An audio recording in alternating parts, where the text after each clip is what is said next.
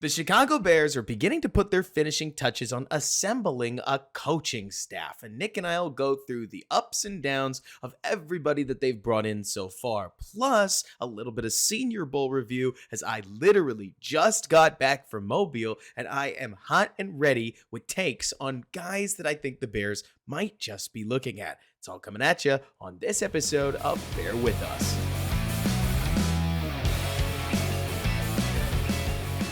What's going on, everybody, and welcome back to Bear With Us. My name is Robert Schmitz. I'm your host, the editor-in-chief of Da Bears blog, right here with my co-host, Nick Whalen of Football Guys. And Nick, all right, you tell me, right, do we have the three stooges on our hands in the coaching staff, or are we starting to look like the Avengers in the wide world of coaching, or somewhere in between? I saw the news, for instance, of former Panthers offensive coordinator Thomas Brown, now on the Chicago Bears staff as the pass game coordinator, right? Yep. So how are you feeling? Tell me your thoughts on the staff. I feel like you've gotten to sit with this longer than I have. Yeah, because naturally as a fan of a team, we tend to be optimistic, and we like to look through the all the positives of something. The only negative that I see right now is honestly it's with Thomas Brown. Now, getting Thomas Brown, I thought was a very good get for Chicago. When you look at putting the staff together and you thought he could be the offensive coordinator, and you get Waldron and you get a quarterback coach and you get your first choice of wide receiver coach, and then you pair in Thomas Brown and you sneak a position in there for him, I thought was good. And I think that means also they didn't go cheap, which has kind of been the issue with Chicago in terms of paying staff. My only concern with Thomas Brown is the Carolina debacle The this last stink, season. right? Yeah. You heard that there was coaches that were going around and talking to the owner and like trying to I don't know if it was blackmail or save their job or whatever it was. Like Right. that's just that negative vibe stuff that I don't want. Again, I am not saying, again, we're recording this. I am not saying Thomas Brown was one of those people. I don't know that he wasn't though. So to me, that's my only concern is I don't know where he was in that mess. But when you look at his history, last offseason, he was one of the hot offensive coordinator candidates. Like people were Mhm. pumped to get him. And remember, Frank Reich was putting together like this superstar, you'd said Avengers type staff. That kind of looks like what's happened with Chicago. The one takeaway, and we can go through, I guess, each of the guys at some point, but the main takeaway from the offensive staff that we added, I mean, plus you could say DC, is it wasn't people's last choice to come to Chicago, which I think was some of No, the it concern. It's like, wasn't. oh, we have this lame duck coach. It's like, dude, we got a squad for a coaching staff, and finally, hopefully, they can develop talent. Robert, Gosh, I make hope them so, better. right? And Yeah. beyond that, Nick, I mean, this feels more like, all right, so high level takeaway, high level takeaway. It sure feels as if this Chicago opportunity seems like an attractive one because you look at guys like Thomas Brown. Thomas Brown's a former offensive coordinator. I completely understand that the Carolina debacle sure was a fiasco. I mean, if you need more synonyms for problem, like I could break out a thesaurus, right? But he's taking a demotion all the same, right?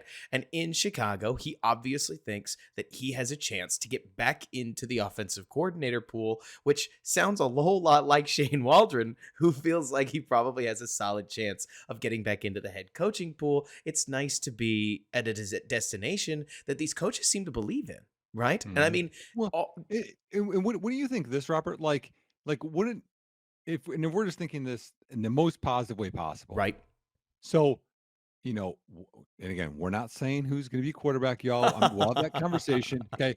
But let's say Chicago makes the playoffs next year, and Waldron, who's already been named as a guy that could be head coach, gets a Right. head coaching gig. Right.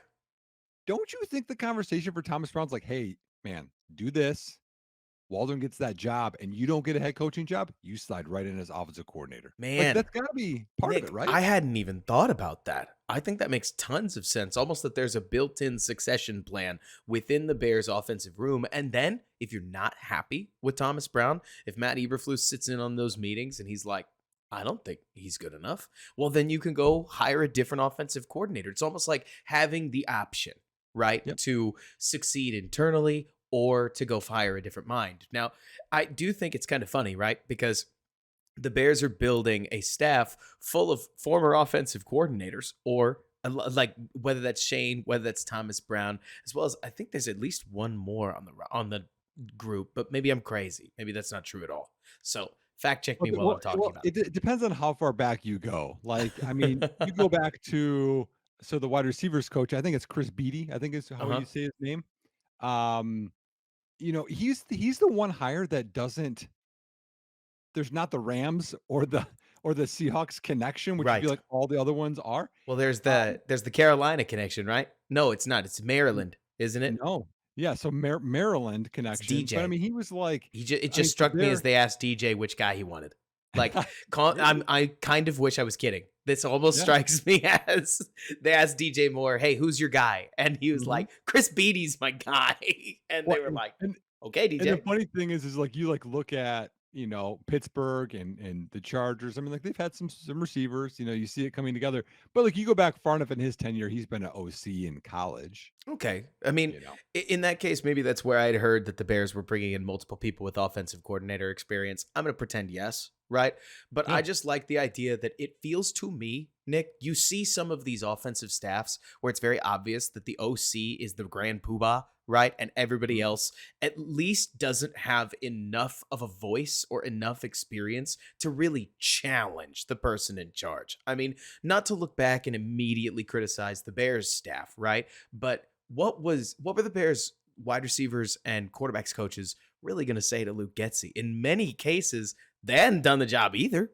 So it wasn't like they really knew. I'm sure it was collaborative. It's never not, right? But this feels almost like Shane, who's been around the block, is now bringing in somebody with very different experience from him, right? I mean, say what you will about Thomas Brown. Can I flip this thing on its head a little, Nick? What better experience than a guy who's in an environment that flat out failed? They didn't think it was going to fail. You have to think mhm, so, right? Coaches are notoriously positive. Coaches are the guys that look at that. Well, okay, so if the Giants lose and the Titans win and the Cardinals win and the Vikings win, then we make the playoffs if we win our next 5 games in a row. Like the coach is the ones who go, so it's going to happen then. yep, Right. yep, that's the job. And I can't help looking at the Thomas Brown thing, and you get away from it. You finally get to look in the mirror and be realistic. And now they, if the Bears go with Caleb Williams, they've almost got a guy that they can say, you guys weren't saying this last year, right? Like Yeah, they well, he also has the view of like, "Hey, this didn't work with a rookie quarterback." Like, what yeah, like, and exactly. that I've coached at lots of different places. I mean, I can't even name all the schools, but I take away the good things, and I almost remember the bad things more. I'm And like, "Don't do this. that's what I'm Don't saying. do Where that." Thomas Brown could be like, so that might work. Maybe Caleb's different than Bryce, or maybe it's Drake. I don't know. You and I hope, are gonna maintain this air of who's to say Yeah, yeah, about what yeah. goes on at quarterback. But let's So say the Bears are considering drafting Caleb, and Thomas Brown might be an important voice to say, we actually thought the same thing, and that did not work at all. We really thought that that was going to work. We mhm, had major issues, and maybe they refine the idea. Maybe they throw the idea out altogether. But it sure seems to me, Nick, like a much nicer way of doing this than Matt Nagy bringing in his boy Mike Fury and wide receivers never getting any better. Like in this case, the pass game, which I feel like needs to take a step forward, regardless of who's at quarterback for Chicago. You've mhm, got two voices that are similar but different, and they have both done the job before. So yep. as long as Thomas Brown understands that he's not going to get the 51% vote, like majority probably is still going to be Shane's decision, it's got to be a nice voice to have in the room. Mhm. Well, I think the other part of it too is like, so I mean, if you look at Thomas Brown's history, and I have to throw this in here, y'all, like Thomas Brown, long time ago, was a running back, okay, in the NFL, and he played at Georgia, and for one small sliver, me and his paths have crossed. I was on the other sideline coaching against them, and they killed us. But 'cause, I mean, it's Georgia, of course. Georgia's going to win Sure. most of their games, so that's kind of something small Hey, and kind of funny. But That was back when you were at Western Kentucky, right? yeah, yeah. Hey, Malachi But Corley, he held his own. Dude, I know. We'll get into that one. We'll get in there. We'll get in We'll get there. into So you look at his path, right? So Thomas Brown's been a running backs guy. He was an OC at Florida, Miami, Florida. Running backs, then got into do with the Rams. Think of McVay, running backs, assistant head coach, running backs, assistant head coach, tight ends. Then last year was the first time he was an OC. So while he's got the experience a bit here, like I think he's still like, hey, I need to develop my roundness because if you have the run game and now he's going to pair up that pass game, like think of me even as a coach. Sure. As an offensive guy. I think it would be super advantageous for me to be a defensive coordinator for a year or two, just Right. so I get that part of the game, so that way you get both aspects. So when you think of that part of it, okay, then you add in Kerry Joseph, he's going to be the quarterbacks coach, and he worked with Waldron in Seattle. He also coached receivers. And so, and he was a former quarterback. So like, okay, so we're pairing that together. And Waldron's specialty has been quarterbacks and as OC Those mainly. those McVay guys, they're all quarterback I obsessed, know, I and know, we dude. love it. Like that's a Oh good yeah. thing. Bears could use somebody who, say what you will about Matt Nagy. Last guy that we got that was a former quarterback was a much better quarterbacks coach, I think, than what they ended up with in the regime that immediately followed. But Mhm. that's more me just trying to cut. Look, I believe, Nick, that you and I could do an entire podcast on how unfairly criticized a lot of coaches are. Like, I don't ever want this to come down to Andrew Janoko is a bad coach. It's not Yes. that simple. It's No. not that Super simple. complicated. Matt Nagy, I think, when we look back, did a much better job with Mitch than so far literally anybody else in the league. Matt Nagy sure seemed as if he had a better plan for Justin Fields than the regime that immediately followed. Matt Nagy, notoriously loved by Patrick Mahomes, there were all kinds of head coaching things that Matt Nagy did not do. Mhm. But the quarterback part, he got right. And I'm Yeah. hoping that Shane can bring a similar experience, especially with Kerry Joseph, because Shane's just not going to have the time to spend every waking moment with his quarterback, right? No. So No. it feels like that background of having played the position and going through it, that it's really valuable, at least when Mhm. you look around the league. And the other part I think that's valuable is that with Shane bringing in guys that at least he's worked with before, either with Seattle or with the Rams, he's not gonna have to coach them up into like, hey, Hmm. remember this is the verbiage. It's like we at least have some chemistry already.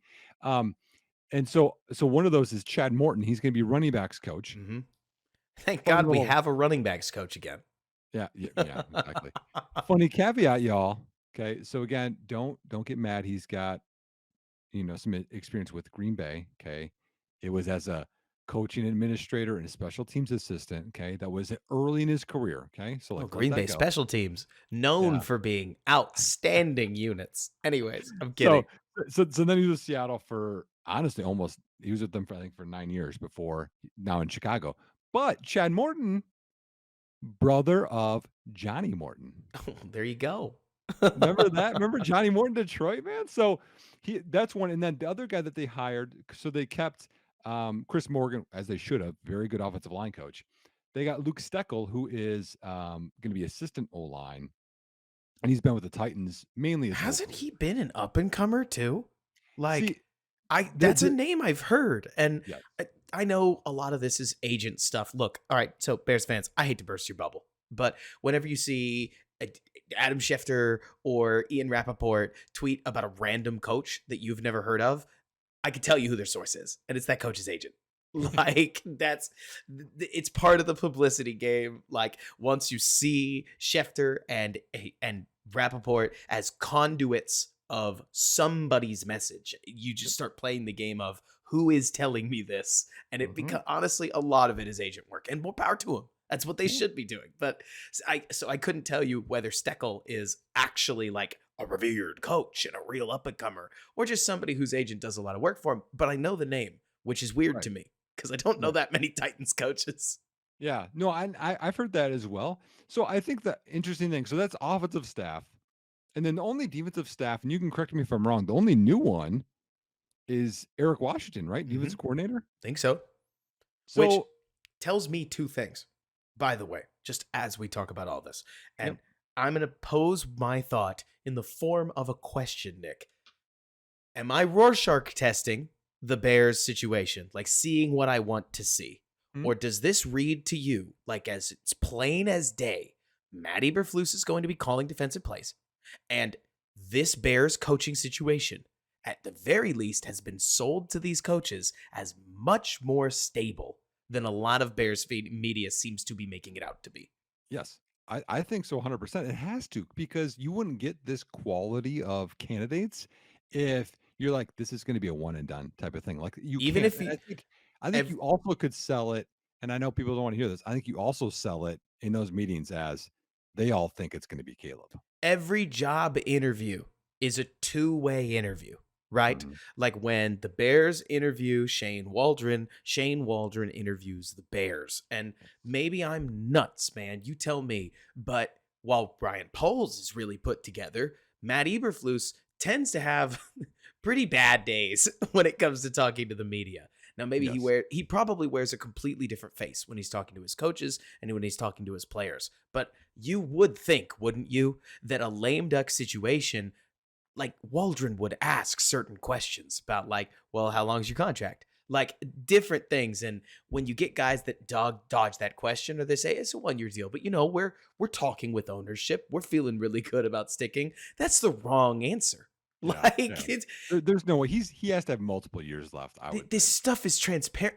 You tell me, because you've actually done these interviews, but I Mhm. imagine you can tell when a coach is maybe not on the hot seat, but certainly not totally assured for the Mhm. next year and the year going forward, right?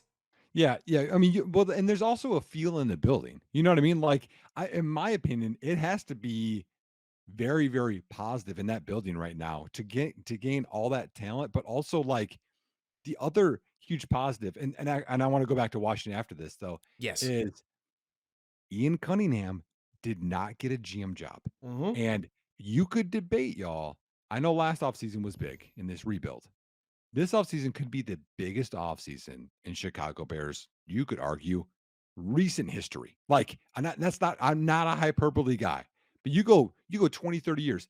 You got the number one pick. You got this decision between Caleb or May or Fields. You've got some money to spend. You're either way, there's going to be a trade. You're either trading Justin or you're trading 101. Yep. So you have to negotiate and you have to bring in all these coaches. Like it's a very, very important decision. And having Right. not the top guy, who again, I love Ryan Poles. I think you like a lot of people Absolutely. like him, confident in him. Having his right hand man there again for another offseason is a home run. I got a metaphor for you that I think is the perfect way to put this, because I've heard that talk about like this is the most important offseason. I think you could argue that 2023's offseason and this year 2024's offseason blend together as the most important 2 years of team building that the Bears have seen in, what do you think, 40, 50 years? Oh, Because to what? me, this last offseason was creating the ingredients to bake something, right? You were adding fun defensive line talent like Gervon Dexter. You were adding a completed picture through your defensive back unit that helps make it helps lift all the boats through a rising tide. You added Montez Sweat to get a picture of whether or not this defense works. Early returns seem to say it does. Right? You added a number one wide receiver to give your quarterback a theater with which you thought he could show you something, and the backup running back, Roshan Johnson, ends up with more targets than your wide receiver too. That's not some definitive smoking gun bang. It's more like you gave a lot of this roster opportunities to show you something, but man, now you got to bake the cake. Like now you have a bunch of Yeah. ingredients, right? You got the batter. Yep. You've Yep. got everything looks like it could come together, but are you going to screw it up and end with a cake Well, that's imploding on itself, or are you going to put it in the oven and get it out right? You know what I'm saying? and well, like so far, like if you want to think about like a paper, you get your intro, you get your meat, you get your conclusion. We've already seen the intro of Ryan Poles. You're like, Mm-hmm. okay, Mm-hmm. like there's a couple moves, Chase Claypool, Larry Okunjobi, but then you see all these other ones. Now you're getting like maybe the middle of the meat part, and you're like, okay, let's see how this story is going to go in terms of what his vision is, because we're going to Right. learn a lot more about him. Because And I and agree with so you. The 2025 offseason is the icing. It's the conclusion, yes, right? yes, Like it's probably not all done. this off season, but you're gonna get the core set. Like Yes. this is when you draw a little box and you put in all the parts that are gonna drive the Bears for the next, we hope, 8 years. Like I don't even think that's hyperbolic. The hope is that whatever happens here is set through 2027 at the Mhm, absolute minimum, and we hope it's longer than that. That's how mhm. Green Bay got to being Green Bay. But wow, wow, it's Well so well, critical. you'll have 2 top 10 picks under contract for minimum 4 years. I Hmm. mean, that in 2 and you know what's funny is you said and I gotta get back to Eric Washington here in a second, but so you put a tweet out here, and Oh I think no. I quote tweeted you or I commented. Well, either way, you said how this is gonna be like you want the Bears to do something new.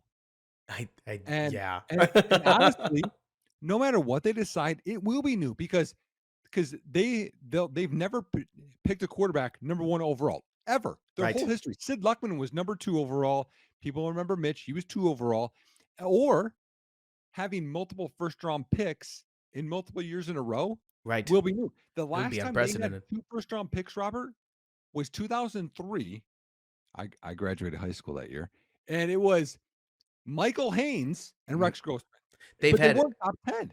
they've had many more years, to your point, with 0 first round picks than they've Mhm. had 2 first round picks, which obviously 2 first round picks is a little rare. So in many people would say that that should go without saying, but it is worth mentioning, Nick, because I was talking to somebody on the plane on the way home from Mobile. Ian, I hope you listen to this podcast.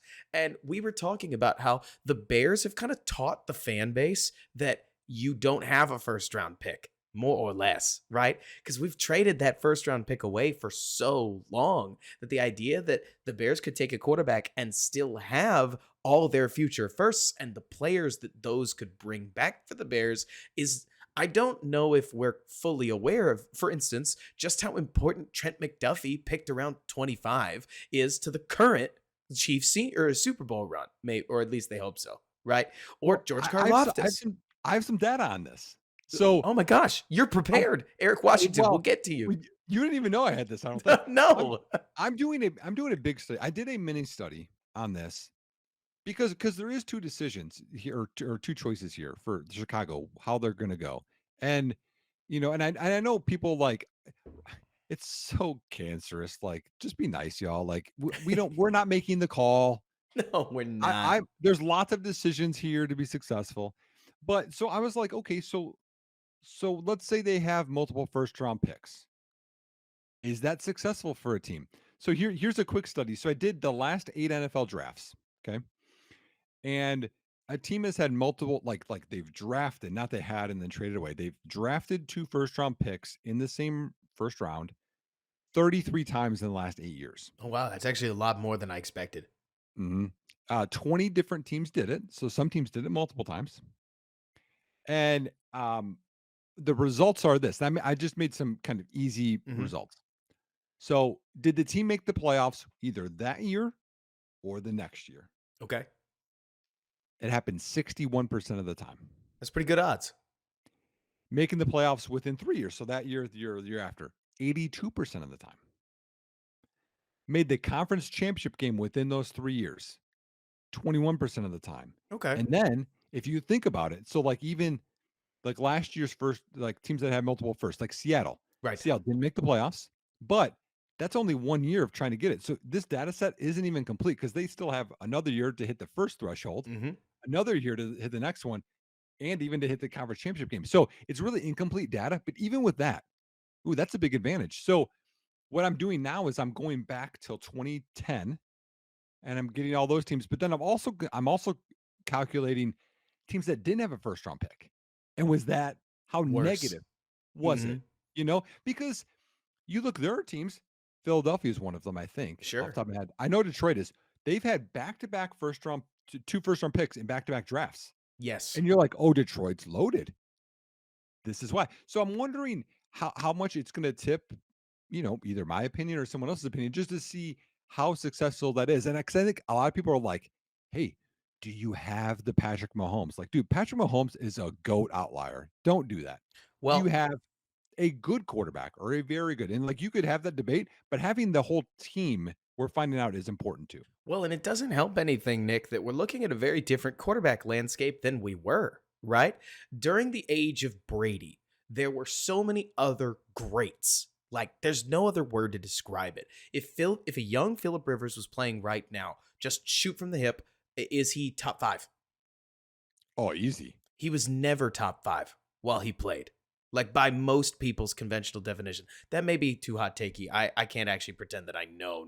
But I know that I grew up making a joke with Cowboys friends of mine that the two gatekeepers to the word elite were Philip Rivers and Tony Romo. And if you were better than both, you were elite. And if you weren't better than both, you weren't. And one of them usually was elite, and the other was the very goodest quarterback Yeah, yeah. in the Yeah, that's NFL, fair. and they flipped back and forth. And maybe they'll both be Hall of Famers, but it sure stinks for them that they played right alongside Tom Brady, Peyton Manning, like Drew Brees, Aaron Rodgers, and others, right?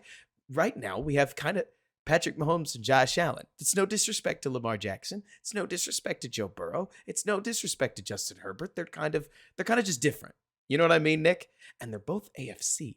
So when you talk about how, oh, well, you need the Patrick Mahomes, I'll tell you right now, I'm convinced that if you actually did get a quarterback that rivaled Patrick Mahomes, that would do some crazy damage in the NFC Mhm. because the NFC doesn't really have an opponent competitive at that position. But in lieu of that, yeah, the Jared Goff types, the Dak Prescotts, like they'll tear up the NFC. Brock Because Purdy, Jalen Hurts, like like the NFC right now, it's you wide all open. I would debate. I mean, you could debate that best quarterback in the NFC would rank 6th, 7th, 8th in the AFC.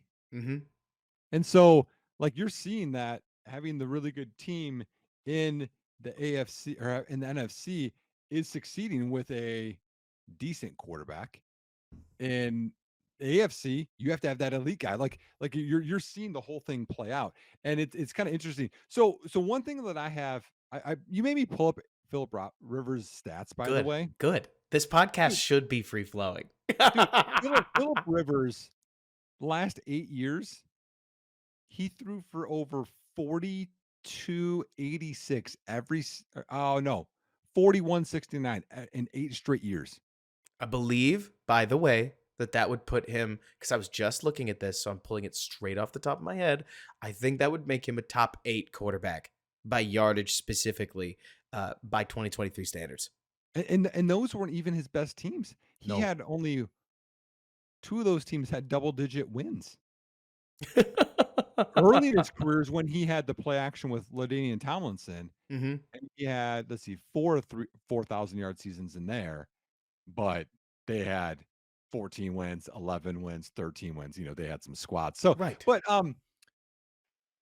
okay, couple things all is this I want all this to say so that I can just get oh, you're back good. to the soul of your research because Yeah. you gave us some good stuff there, right? Mhm. The Bears at this stage, no matter what they do, should fit the conventional definition of what you described as picking with 2 first-round picks. What do they do going forward? We will see, but they are already kind of in the driver's seat based on Mhm. what you're saying and based on your data within the next 3 years should make the playoffs, which Yes. I mean, I think 3 years is an awfully long lens. I don't think the Bears will get that kind of leash, but even starting with 61%, and then I bet if you redid the same data with a cutoff of top 10 picks, you might see the data change a little bit, but Mhm. that you're going to get like 4 teams. So that might not be a big enough sample size Yeah. because the Like late, the teams that failed a lot were the Raiders. They had multiple firsts, and well, that's when they had, they like, the cataclysmically screwed it up, right? yeah. With Well, I mean, Farrell and just Jacobs. Ruggs, I Henry forgot about Ruggs, Ruggs. remember that? Oh, That's man. sad, but, Very um, sad. yeah, there's a But lot there. So, no, I agree with you, though, but, like, the odds are in Chicago's favor, again, y'all, no matter what happens here, to make the playoffs very soon. I am so excited. Like coaching staff and all, it's so funny seeing all these names pop up on the Bears coaching staff roster. Because look, you and I, Nick, as much as one of these days we hope that we are staples in the world of Chicago media and we can just request an interview with Kerry Joseph and sit down with him and like drink, I don't know, drink water. Definitely, it would be water. It would not be anything else. Kids, muff your ears. We drink beer with with like Kerry Joseph and talk about ball. We're not going to get the chance right now. So all we can do is look at record and hope for the best because that's what you do when Mhm. you're a fan in this situation. But I mean, I can't help Nick but look at this whole offensive setup and feel like they are building this thing as well as you can given that they didn't change their head coach. And hey, this is way better than I really did think it was going to Oh get. my And gosh, so way better. in that case, I can't help but look, if we do nothing else on this show, Nick, like we're gonna dig as deep as we can into every Bears topic. We're gonna really try to look at everything from every angle. We're gonna do everything we can to be thought provoking. But at the end of the day, I do hope we're willing to say, yeah, that's what I would do. But it's because of these things, and ultimately Ryan Poles did it his way, and his way has looked a lot better. Like Mhm. I would argue the Bears right now are getting the best of both worlds. What do you think? Oh, yeah. I mean, well, if you think about it, if Continuity. passing was your issue, man, did they sure attack it. They got Mhm. a very good wide receivers coach, which you'd think of the other ones that they were thinking about hiring, got hired after Chris Beatty got hired. So you're like, okay, well, they got their one-on-one of wide receivers coach. And then you got Waldron before the other OCs that were really, really sought after, Slowick, Ben Johnson, went back to their teams. Because, like, if not, right now, Shane Waldron could be in some of those interviews, you know? Oh, yeah. So you look through it, it's awesome. So if you wanted to fix the passing game, man, they went after it And like, man, like I'll compare it to this one. I don't, and again, this might be dating. I don't know how much you remember this stuff, Robert, but some people will remember this. Okay, Randy Moss's rookie year was like mhm. awesome, y'all. Like you saw, and again, his nickname was the Freak, but you saw a freak. You're like, dude, that guy is that tall, that fast, and just like he's playing at a different level than everyone else as a rookie. The next draft, Green Bay's like, oh, we're drafting a corner in round one, round two, and round three. And honestly, round three was Mike McKenzie. He was the best one. They're like, we're gonna keep going and throw stuff at the wall. That's what it felt like with this coaching staff. They're like, hey, we're gonna get so much passing, good systems, focus that there's no way the passing game can be bad again. That's certainly the hope, isn't it? I mean, It we'll feels that see. way. Coaching is always going to be a matter of execution meets player ability, but I can't help but think that the Bears have. I love Matt Eberflus's quote about having something up his sleeve. Like, if I had to guess, and this can transition a little bit. If do you want to talk about 109, or do we want to get to Well, 109 after we talk about Senior Bowl? well, hold on. I want to talk about this the staff. Just a couple small points. So one, Washington? Eric We do need Washington. to talk about Washington. Yeah, Sorry, Eric. yeah. So Eric Washington was a D line coach with the Lovey Bears, which is good. Has been a defensive coordinator before. I don't think it was overly successful, but again, some experience there that you won't Lauded be for replace. player development on the Mhm. defensive line, which Well, I think is perfect. right, because I talked about that in the last episode. I was like, hey, you got your linebackers guy that's with Flus, and now you got a defensive line guy. They all have their specialty, and you're going to have a D line coach. So you're going to have these guys that can help, kind of like Thomas Brown. Thomas Brown, he's good with running backs, right? And then you got Waldron, he's good with quarterbacks, but you still have a running backs and a quarterbacks coach. Like I feel like the Bears are going very, very whole picture Mhm. for player development. And so what I want to do is so that's the Washington hire. But the thing that I want to add in was these guys on staff that they brought in, they know guys that are free agents. Mhm. And I've got some guys, and you probably have some too, but some potential free agents because we'll get into free agent episodes within the show. But just, I want to put some guys on your radar that the Bears could sign that these guys have coached, Who you thinking? these guys know, and we know networking is big, Robert. Who you thinking? Who you thinking? Okay, so the biggest one I think that is just blaring, like I think Chicago's going to sign this guy, and I'm 70% sure they're signing him. And Defensive end AJ Epinesa from Buffalo. okay, He's Epenesa's all 25. right. Yeah, 25. He's not going to be super expensive. He was, I think, like his PFF grade was like 80 this year. That's pretty good. He's, yep, yep, yep, pretty good. 80 per, and you know me, I bring all the stuff. 85th percentile arm length. So you get the long guy opposite Sweat, right? Mhm. He's not terrible against the run. And his D line coach last year is now in Chicago, y'all. You think, and they need a D end. Kind of feels like it fits. If he's got an 80 PFF grade, if you don't mind me asking, why would he hit free agency? I mean, I assume that means he's a pretty solid pass rusher too, right? Buffalo doesn't have money, man. Oh, so just a cost of the market. They can't. I mean, they're going to be cutting as is. Okay, so here's another question, right? Bears have 80 million in cap space next year. I think the year, or like as in 80 million more than they have this year. Once they spend to finish out this year, even including all the stuff that you've talked about, they'll have Mhm. an excess of $80 million next year. If the Bears think they are drafting a rookie quarterback, I'm going to put you on the spot right now. Do you think that they will push money into the future? During this free agency period, or at least structure the deals. Don't call them front loaded, or well, don't call them back loaded because they don't have to be back loaded, but just the standard fare, very low cap hit this year. Most of your cap hit starts to click through next year, and you get that like lower hit plus the bonus. You know what I'm saying? Like, Yep. do the No, Bears I, start I structuring standard? Yep, I think they will 100% start doing that because they cleared it up so they don't have to deal with issues now. Because if you reset the quarterback contract, like I think they're going to go, this is the window. You Your got to window is take 5 years. advantage. It's 5 years, baby. You gotta hit when it's good. You know what I mean?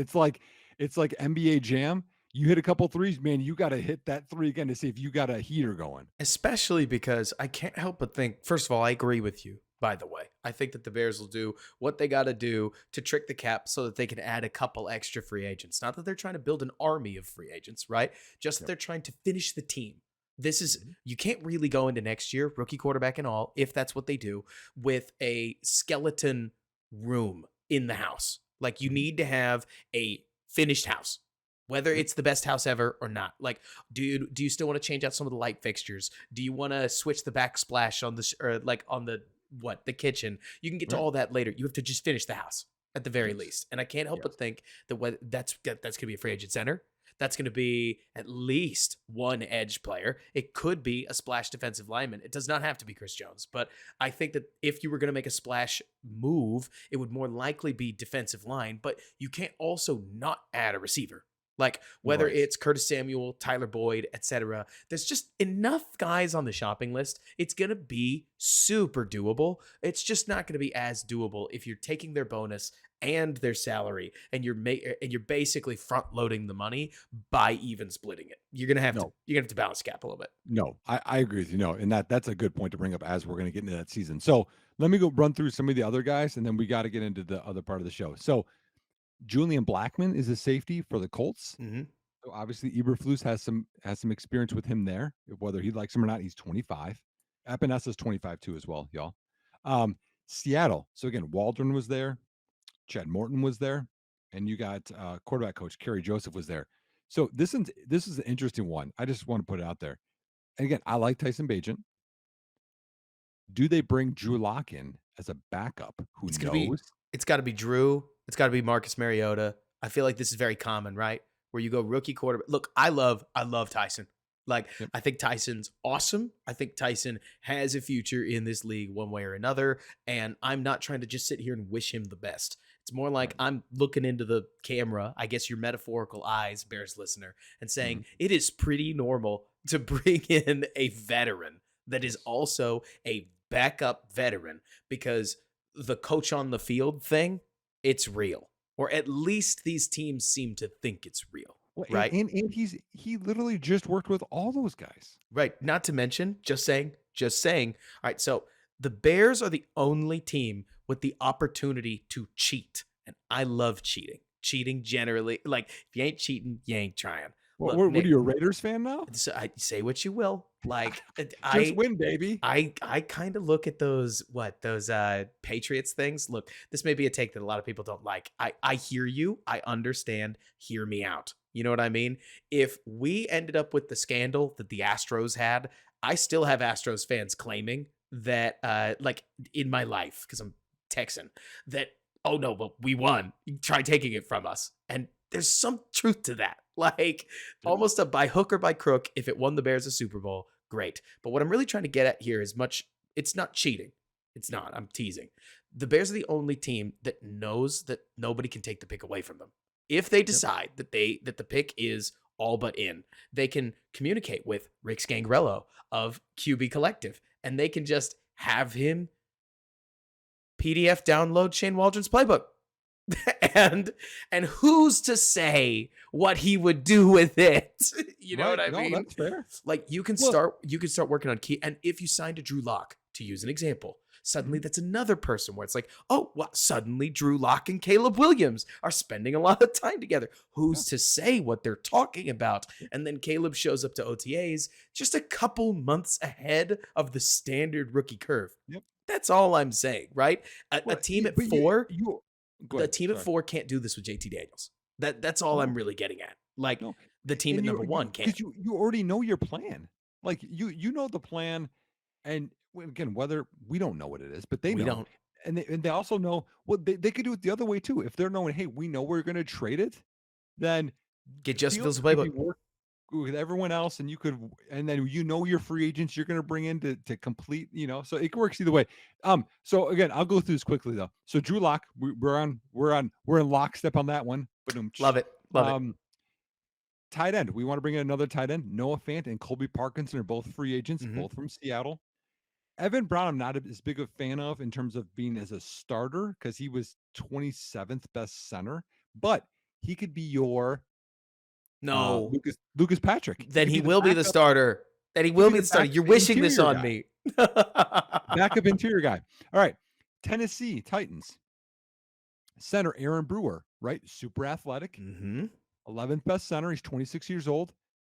Luke Stenkel, right? Came from the Titans. So there's a connection there.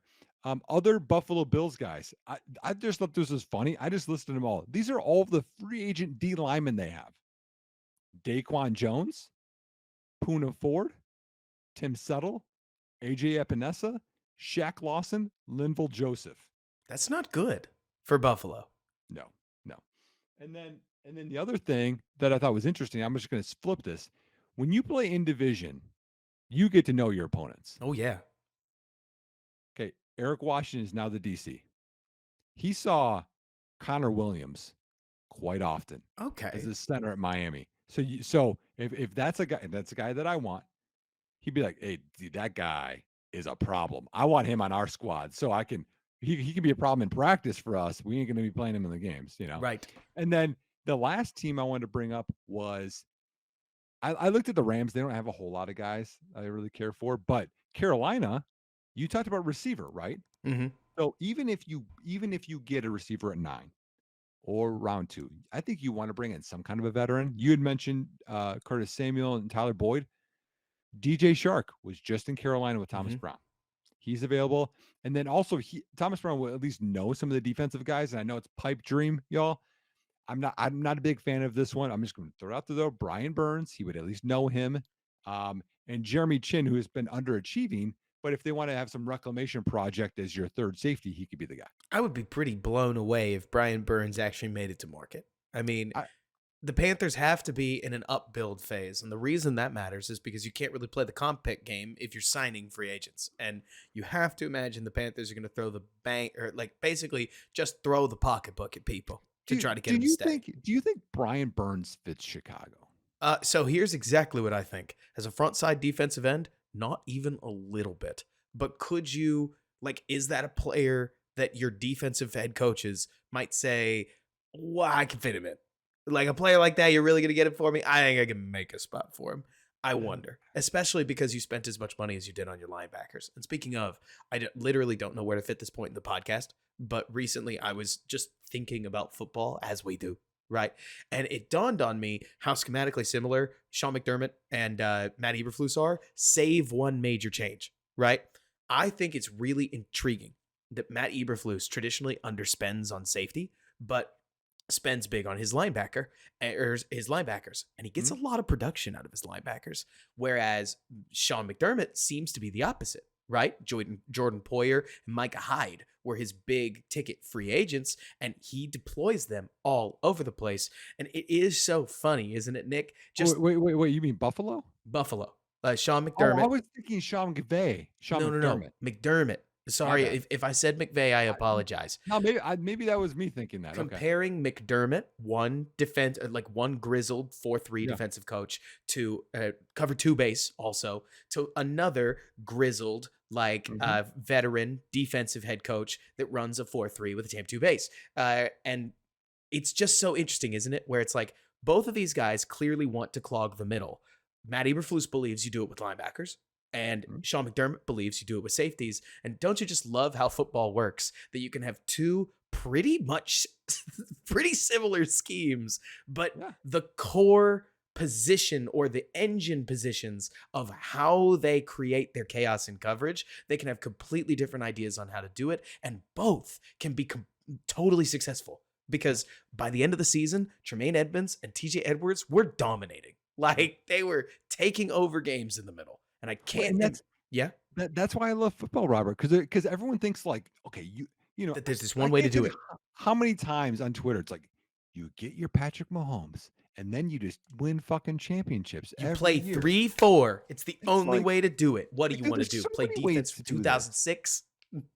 Like so many ways to you know, actually, that's a good point to bring up, Safety? uh, with McDermott. No, because Eric Washington coming over, maybe he can resurrect Tremaine Edmonds a little bit because he knows him, right? Because he can elevate that game because he had that lull. He wasn't very good early in the year. His run defense can get better. Maybe Washington, with that relationship, he can, use the strengths more. I can't help but think that what Maine needs is a slightly stronger front four that takes a blocker out of his face as often as possible. I mean, Mhm. look, I am not going to break out the word that's associated at times with toilet paper. We're just not going to say it on the podcast in relation to a 6'5" human that could eat me if he wanted to, right? But Tremaine Edmonds does not want anybody to block him. And it doesn't really matter how big the blocker No. is, whether that's a tight end, a running back, an offensive lineman, or a wide receiver. You block Tremaine Edmonds, he's blocked. But you Yep. leave him free, he's kind of a predator. Like the Yeah. guy is a hunter when he's Mhm. free to move, especially when he's able to move laterally or move in coverage. This can work for us. It's a Mhm. little more niche than I think I wanted it, but if we're honest with ourselves, Roquan Smith has a very similar issue. So I don't think it's this massive downgrade, and I don't want to sell it like it is, but it's definitely something that the Bears are working around. Because, I mean, Nick, I think you'd agree. The common fan would look at a guy like TJ Edwards, who's a little more of a complete linebacker, plays up at the point of attack, and still defends the pass pretty well, and think that guy's the $18 million one, right? Yeah, yeah. Well, and that's the thing. I mean, Tremaine Edmonds under in chief this year, and if you want to resurrect that, okay, let's get the defensive line in front of him to play like it played in Buffalo as best we can, and let's make the $18 million guy that we already paid. Let's get more ROI on that. Well, actually, as a matter of fact, I think that brings us into our next topic of conversation because look, everybody's talking about what to do at 101, right? And Nick and I are going to get to some Senior Bowl stuff here in a little bit because I think once we talk about what to do at 109, what you do down the rest of the draft order starts to crystallize, and that's where these Senior Bowlers really come into play, Nick. But Yep. I mean, that this actually was the topic of conversation at the Airbnb that me and some of the building the board team sat around it. So I'm very ready for this. What are Ah, you thinking? What are your thoughts on 109? so I've come around to and again, this is schematic. This is just the stuff that you Say love this it. stuff I too. said this on Tuesday. So so so let's say Chicago, and again, I love this player. If Chicago goes with Brock Bowers at 109, I think it helps the offense more than going with a receiver at 109. And here's why. And I Oh. know people will be like, we already have Cole Kmet. I understand we have Cole Kmet. But when you look at the top four teams this year that made it the furthest, right?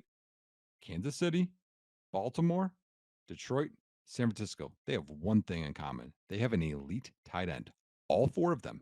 And what does that do? When you have an elite tight end out there, man, is that run or pass? I don't, what are they doing? Oh, play action. You don't know what they're doing.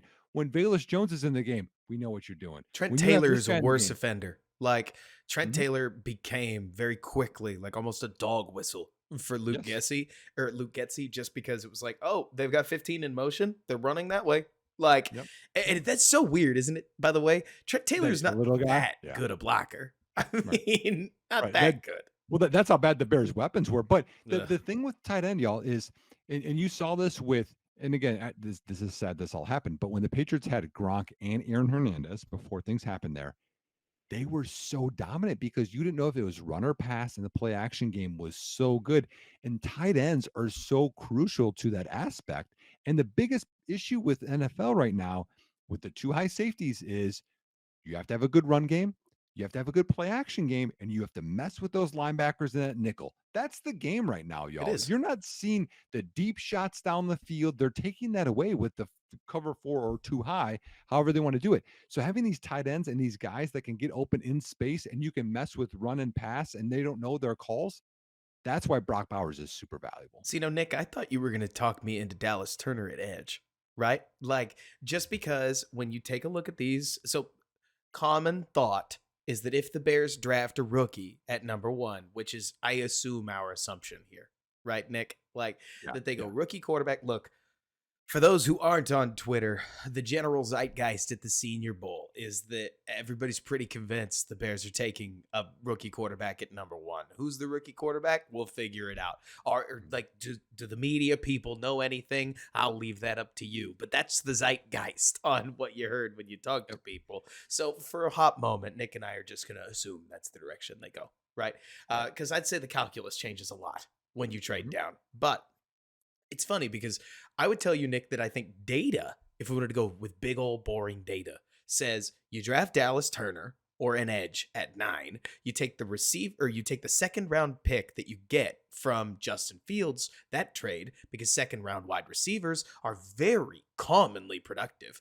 And this draft is loaded with receiving talent, and you take the best receiver that's in the second round. If you wanted to go with like the optimal strategy, that might be it. But here's my 2 cents, Nick. I don't think Caleb Williams is about to be the GM of the Chicago Bears.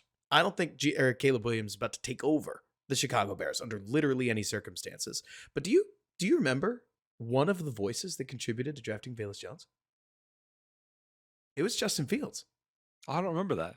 Ryan Poles asked Justin about a couple of his favorite options at number at 71, and and he at the very least I think got or had an opinion on which guy he wanted. At least I'm pretty sure. Maybe I dreamed that, but so we can fact check that another day, right? All right. But so the point being that if you told me, Nick, that in interviews with Caleb Williams said, "Oh, I'm stoked to be a Chicago Bear, but for the sake of my own career, I am expecting you to draft me another weapon at number 9."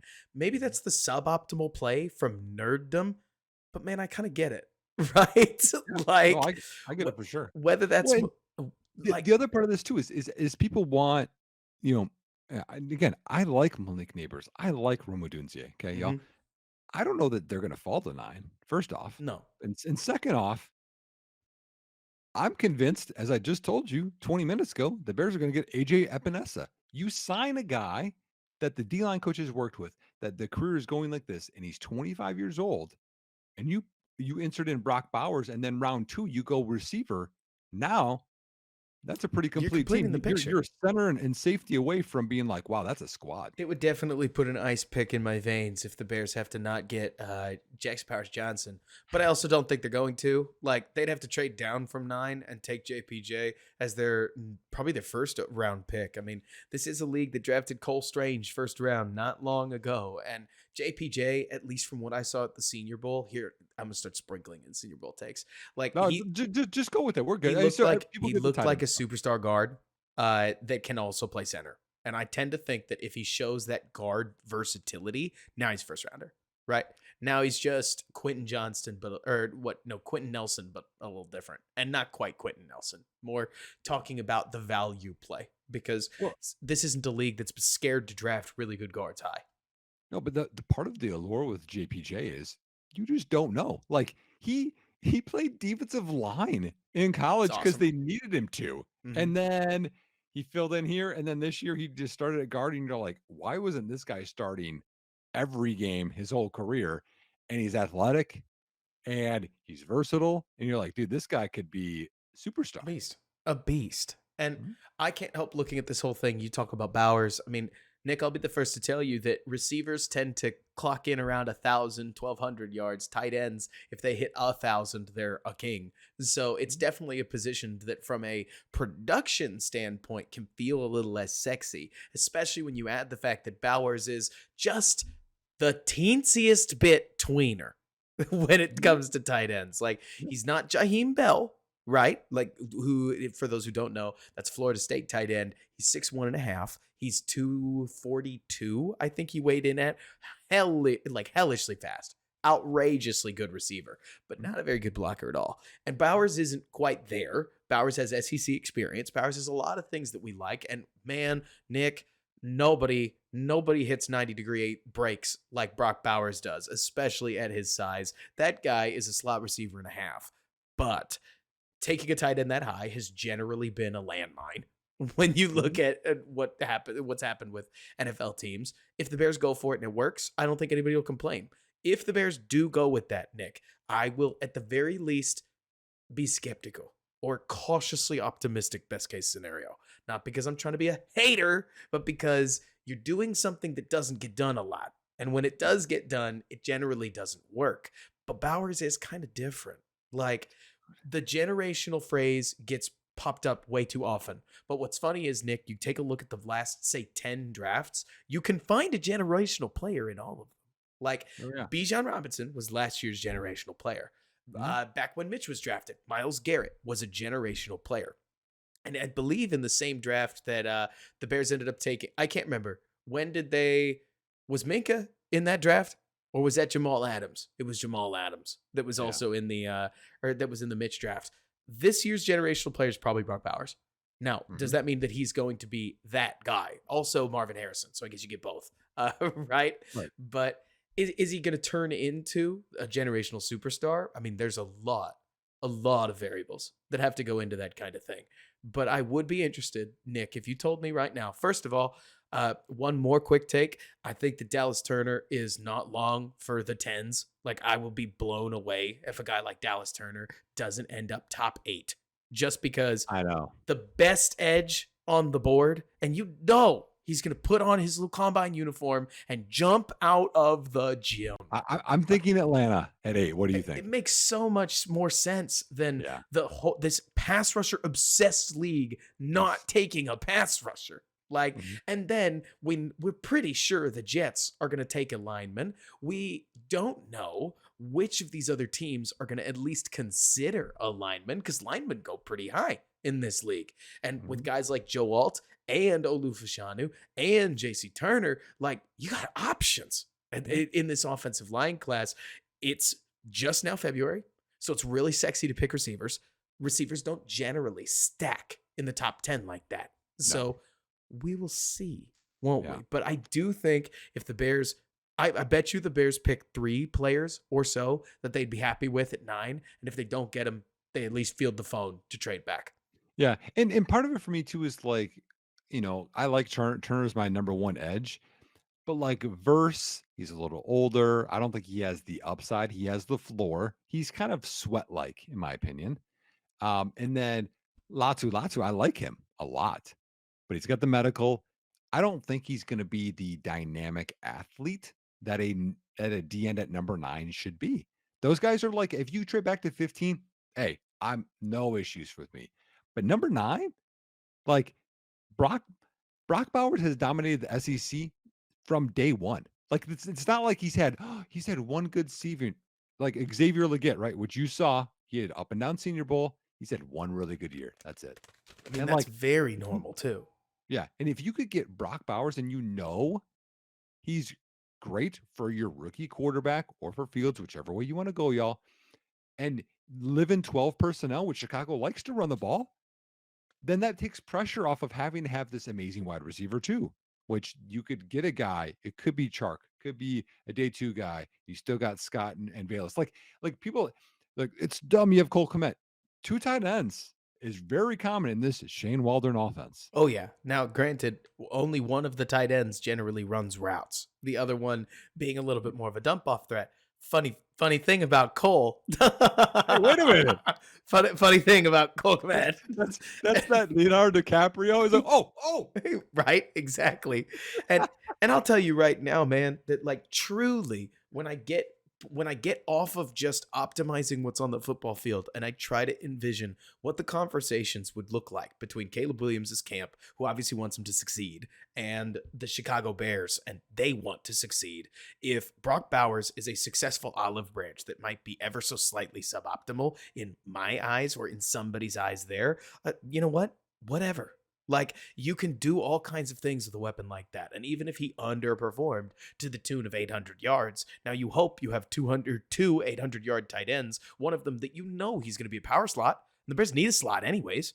Like, that's, like I said, look at the top 4 teams here. oh, yeah. All of them lean heavy on this tight end. And like, I don't know, you could even go to Buffalo. What did Buffalo do in round 1 last year? They're like, they have needs everywhere. At 25. Like, the little bit of a difference when they drafted Dalton Kincaid out of Utah. But they did.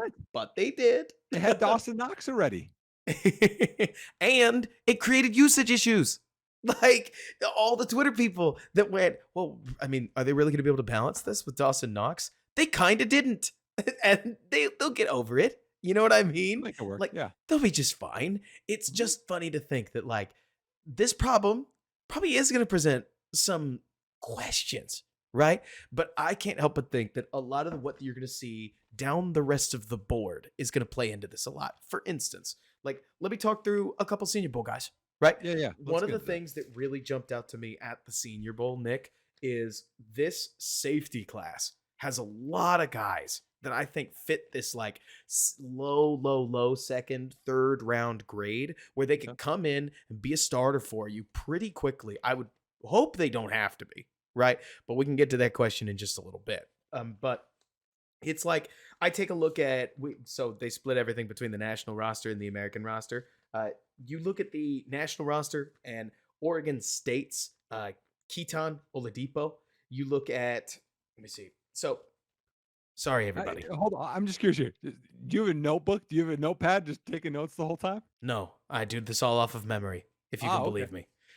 Just because I say it enough that it's burned into my brain. And you're actually catching post-flight Robert, because normally I'm much quicker than this, and I don't know why I'm having to like go through the sheet and trust it. So I watched a lot of these guys beforehand. So you're catching my priors plus what I saw at the Senior Bowl. So you're talking about the Oregon State guy, right? Oregon State safety, Keaton Oladipo, is an outrageous athlete. Now, he's a pretty good safety. I have 3 ways that I describe this, Nick. I describe it as they play ahead of the play, they play in line with the play, and they play behind the play. And if you play behind the play, like I believe Sione Vaki does, I pretty much don't consider you an NFL safety, right? Because you can't play the position if you're slow to the ball under any circumstance. Does not matter how fast you are. So normally the guys that are my favorite are basically any guy that is ahead of the play. That's Auburn's Jalen Simpson, right? Who had himself an incredibly up and down Senior Bowl week because the guy is a true free safety in what is basically a man-on-man camp. And that's just never a role these guys play. You know what I mean? And so, well, it's like 7-on-7. So one thing about your Oregon State Oladapo, I think, if I'm saying that right, his PFF grade was outrageous this year. Like good, 88.2. Good. He's phenomenal. Like, and he really is. He's got experience as a box safety. He does a little bit of everything. Slot corner. So that versatility is super valuable right now. He's really good. He's somebody that I would expect that the Bears might actually end up priced out of. But he's somebody that I looked at and it's like, he's got absolutely the athletic toolkit. It stands out among the rest. Plus he's a really good safety inside that. And even at the Senior Bowl, he shined. If you wanted to go with a later round guy, because I'm going to try to go high pedigree, low pedigree, right? Can I ask something on Jalen Simpson? Sure. Since you were there? Sure. Did he look skinny? Yeah, of course he did. Like, he's 178 pounds. And so, but I could tell you another safety who's pretty skinny. He wears number 4. And he's been pretty good in Chicago for an awfully long time. Like, I couldn't actually tell you Eddie Jackson's height and weight in particular, but when I watch Simpson's game, the comp I do come up with is Eddie Jackson. Now, high bar, right? But I'm really more talking archetype. in terms of he's a too high safety that'll play cover 5 and he'll play it aggressively, right? He's one of the only safeties that I've seen that can start in center field, see a dig coming against cover 3 and cut the dig off over the middle of the field and get a pass breakup. You look Okay. at guys like Javon Bullard, to use an example, very popular Georgia safety. Mhm. Bullard's highs are really high. Everything else is a low. Like Bullard Yeah. has what I would describe as moments of clarity, almost where he reaches up and touches the hand of God and God speaks the play into his ear and he goes, "Oh, I know this one." And everything else, he's just a little slower to the ball than I want him to Okay. be.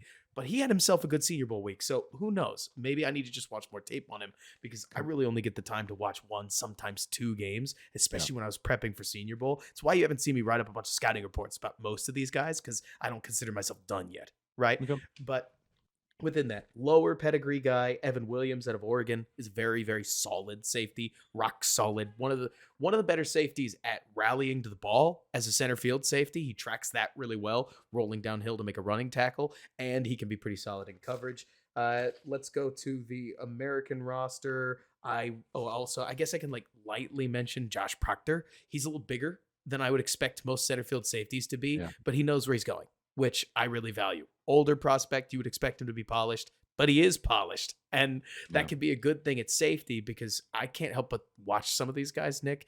I feel like at safety, you kind of have it or you don't in many cases. Like Mhm. you're either reading the plays and you've done enough film study to know where the ball is going, or you won't in 3 more years. Like, How does he move? fine. Like Hmm. probably the worst mover I'm going to mention Really? because Because like I always have this bad misconception, and this is I with shouldn't do tall this. This people, in my mind. It's like no, he's from Ohio State. So like in my mind, I'm like, okay, he's probably a 4-star guy that just like hasn't fully developed, and he's probably like this freak athlete. so he's big and lanky. So his Um, burst isn't what Bo Brady's of Maryland is. And yeah. Bo Brady is like the honey badger. I have no idea how he graded out in coverage because first of all, I don't have access to PFF college. Second of all, the only PFF college game that I matched up was his Michigan game against my eyes. I thought Brady was awesome. PFF disagrees. And Hmm. like you watch that game, in my opinion, hey, who knows? Maybe Brady got picked off on a couple assignments that I gave him the benefit of the doubt for. But from my eyes, Nick, that was like watching a Jalen Petrie tape where he's all Mhm. over the Love field, that. like Love that. all over the field. He has like 3 TFLs in that Okay. game. Like he's crazy good blitz timer, moves so fluidly in coverage. He's I really don't like using Hall of Famers, so I'm trying to think of a normal safety. Like he's a little more Josh Johnson than he is Eddie Jackson in terms Yeah. of not quite true free, plays a little more in the box, but Okay. Maryland let him do everything, and there's nothing I love more than watching a safety that becomes an impact player on their defense instead of kind of just a guy, right? Well, that's the thing now. Those 3 safety defenses are kind of the rage this last year. I gotta ask you about a safety that I know was at the Senior Bowl. Has I to be heard Cameron had Kitchens, right? Has to no, be we haven't Cameron. talked about him yet, but that's not the one I wanna ask about. The little sleeper guy that I'm a fan of. How did Malik Mustafa look to you? I think Malik looks fun. The only question I have about Malik is whether he's going to be a dime backer or a safety, right? Because Oh, he's got good instincts and he can cover, but he doesn't have the size that some of these other guys do. And I mm, know the NFL cares, probably more than they should, if that makes yeah. sense. I mean, he's 5'11", just short, but he didn't look small. He just thick. Maybe it's just that when I'm watching him, so Malik Mustafa, man, he clocked in at 5'9" and 7/10. Oh, So I'm looking at PFF. Oh, okay. Oh boy. So he's 210, so he's thick, but Mm, 30-inch okay. arms as opposed to everybody else in closer to the 30, 31 and a half inch. If I Yeah. sound like a Packers scout, welcome to the world, listeners. No, that's how it is, Like man. These are all like well, I think they're tiebreakers. They're all tiebreakers. they are all tiebreakers, right? And Was James Williams there or no? so James Williams was there. He played linebacker. Or Like he's big. he was, and he got cooked in coverage all week. What did he weigh in at? He weighed in at 230. So actually pretty light for a So linebacker. 6'5", 230 or 6'4", 230? That is, let me see, 6'4", 230. It was so funny, by the way, right? Like, so one other thing that I think is hilarious is that when these official weigh-ins start, weigh-ins and measurements, you start to Mhm. see some guys whose measurements were absolute lies. on the internet, and some people whose measurements were pretty clean. Like, look, I am not about to pretend that I know everything, but it was wild seeing that picture of like CJ Stroud, Bryce Young, and Caleb Williams. And you could very clearly tell that Caleb Williams is quite a bit taller than Bryce Young and Mhm. a little only a little shorter than CJ Stroud. And if Caleb ends up clocking in at either 6'0" and a half or 6'1", I won't be surprised. And I will just giggle that his measurements were in earnest at Yeah. USC, Yeah, if yeah, that yeah. makes sense. Because And he's not skinny. He's thick, oh, so he's thick and we all know it, but it's funny looking at them. And then Cameron Kitchens, I feel like he's getting too much buzz to be a Bear. Because the main thing that I'm looking at, Nick, if you can't tell, like I'm spending all this time talking about safety because I think that the best safety that falls to 73 ought to be a Bear. As long as they're on the Bears board, of course, that is a great position to just start the next development at. And I know you might be looking at Eddie Jackson as a cut. I think they'll go back and ask for a restructure just to see if they can, not a restructure. Let me say what I'm really meaning: a pay cut, right? Where they go to Eddie Jackson, they say, "So we're going to cut you. If you actually want to stay, this is what we're looking at, man." And Eddie mm, might be cool with that. There's a chance that Eddie feels like he's made his money. He wants to be in Chicago, doesn't really want to sell his house, doesn't really want to uproot his family. no, Crazier things have happened, right? right. And Well, I mean, he already knows the scheme, you know? knows the scheme. He is a leader to these young DBs, and you can I tell. I I will say this, though, and this is the part where maybe some people might get angry, though. Do you even want him back? He was So not good. I think that there's something to be said for if you're going to play a rookie immediately. The scariest thing about this Bears defense is that Jaquan Brisker doesn't play the deep half. So you're either signing a free agent that you know is competent. Now you have to do that for center, edge, and safety. So the laundry Mhm. or the shopping list just gets a little longer. Or you ride out a year with Eddie, who can play the deep half. He can play the deep center field. He's just he's not the fastest run rallier anymore. And then the hope would be that you've got this third safety that you're ready to deploy as soon as he earns his stripes. Who knows? Maybe even beats Eddie Jackson in camp. That would be a good problem to have. Like, Right. it doesn't really work at quarterback because it affects the locker room too much.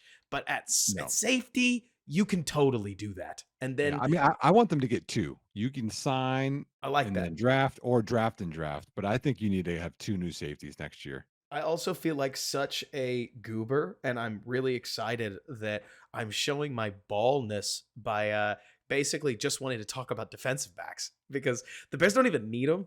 Like the Bears are pretty good at corner, Mm. but we had Well some well, what? quick, were there any other safeties there? Was, like, Jaden Hicks there? Was, Let me see. Deadron Taylor Demerson there?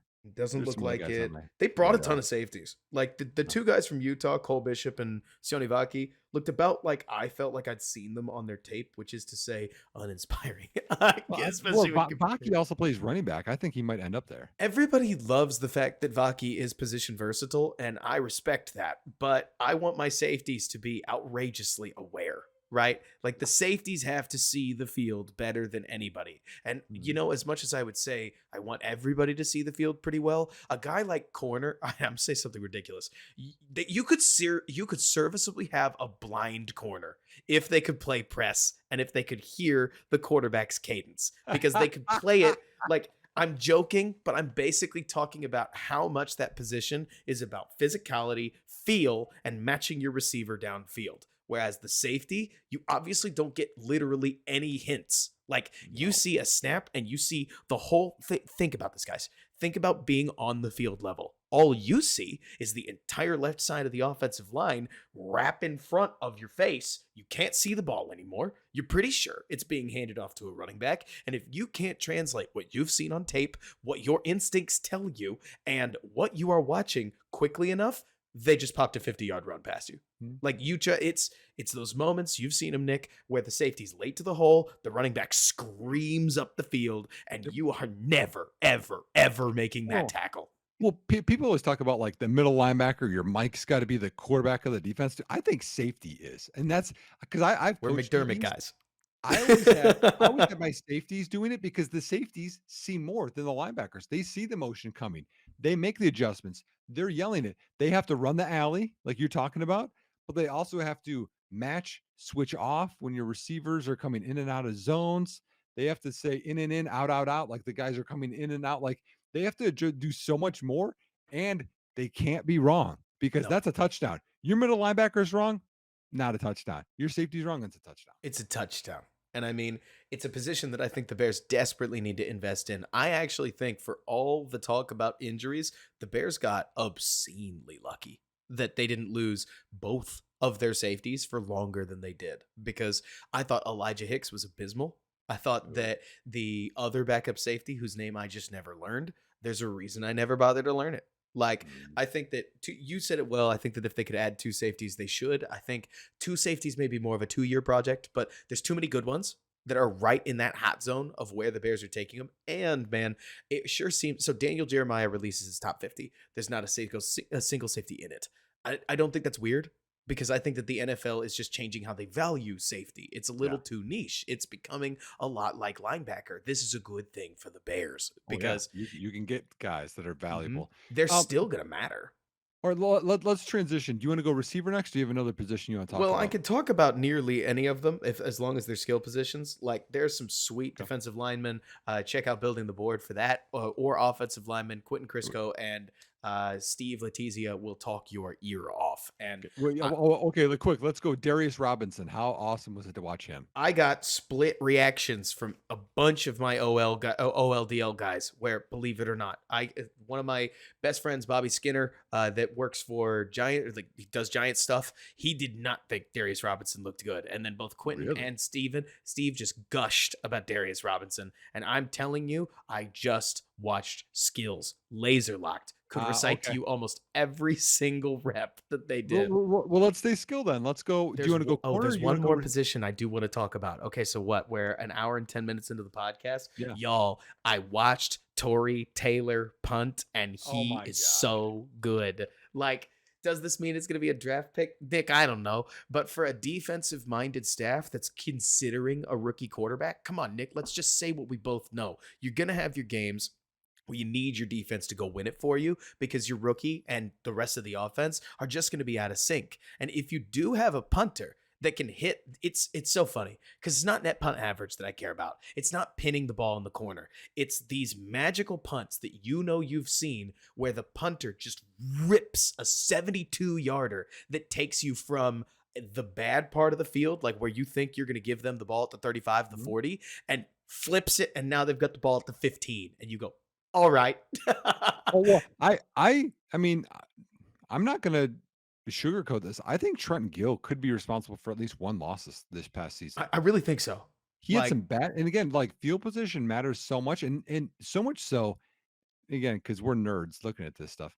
I tweeted out 2 different times in the AFC Championship game that I thought the MVPs of the game so far were the punters. They were crushing it. They mhm. averaged, I think, 48 or more yards net, and they were placing it inside the 20, I don't want to and see they were making it a game. I don't want to see the punter more than 3 to 4 times a game, but I really don't want to undervalue the fact that that is a roster spot you are going to have a player at anyways, and there's no sense not to optimize it. I'm not trying to waste a pick, but I mean, like, Nick, I'm no punter scout, but Tory Taylor's sitting there at like the his 40, I guess you'd call it, like punting towards the other side of the field. And he goes inside the 5, inside the 5, inside the 5, just dropping the ball on like the 5-yard line, the 4-yard line. Punters don't have precision control to literally just like peg the punt returner as much as he wants to. But he was Right. clearly out there working on a couple different types of spin so that he could just drop the ball and let it Yeah. bounce one way or another. The guy's pretty accurate. And if his directional punting's that good, I know his long ball is there.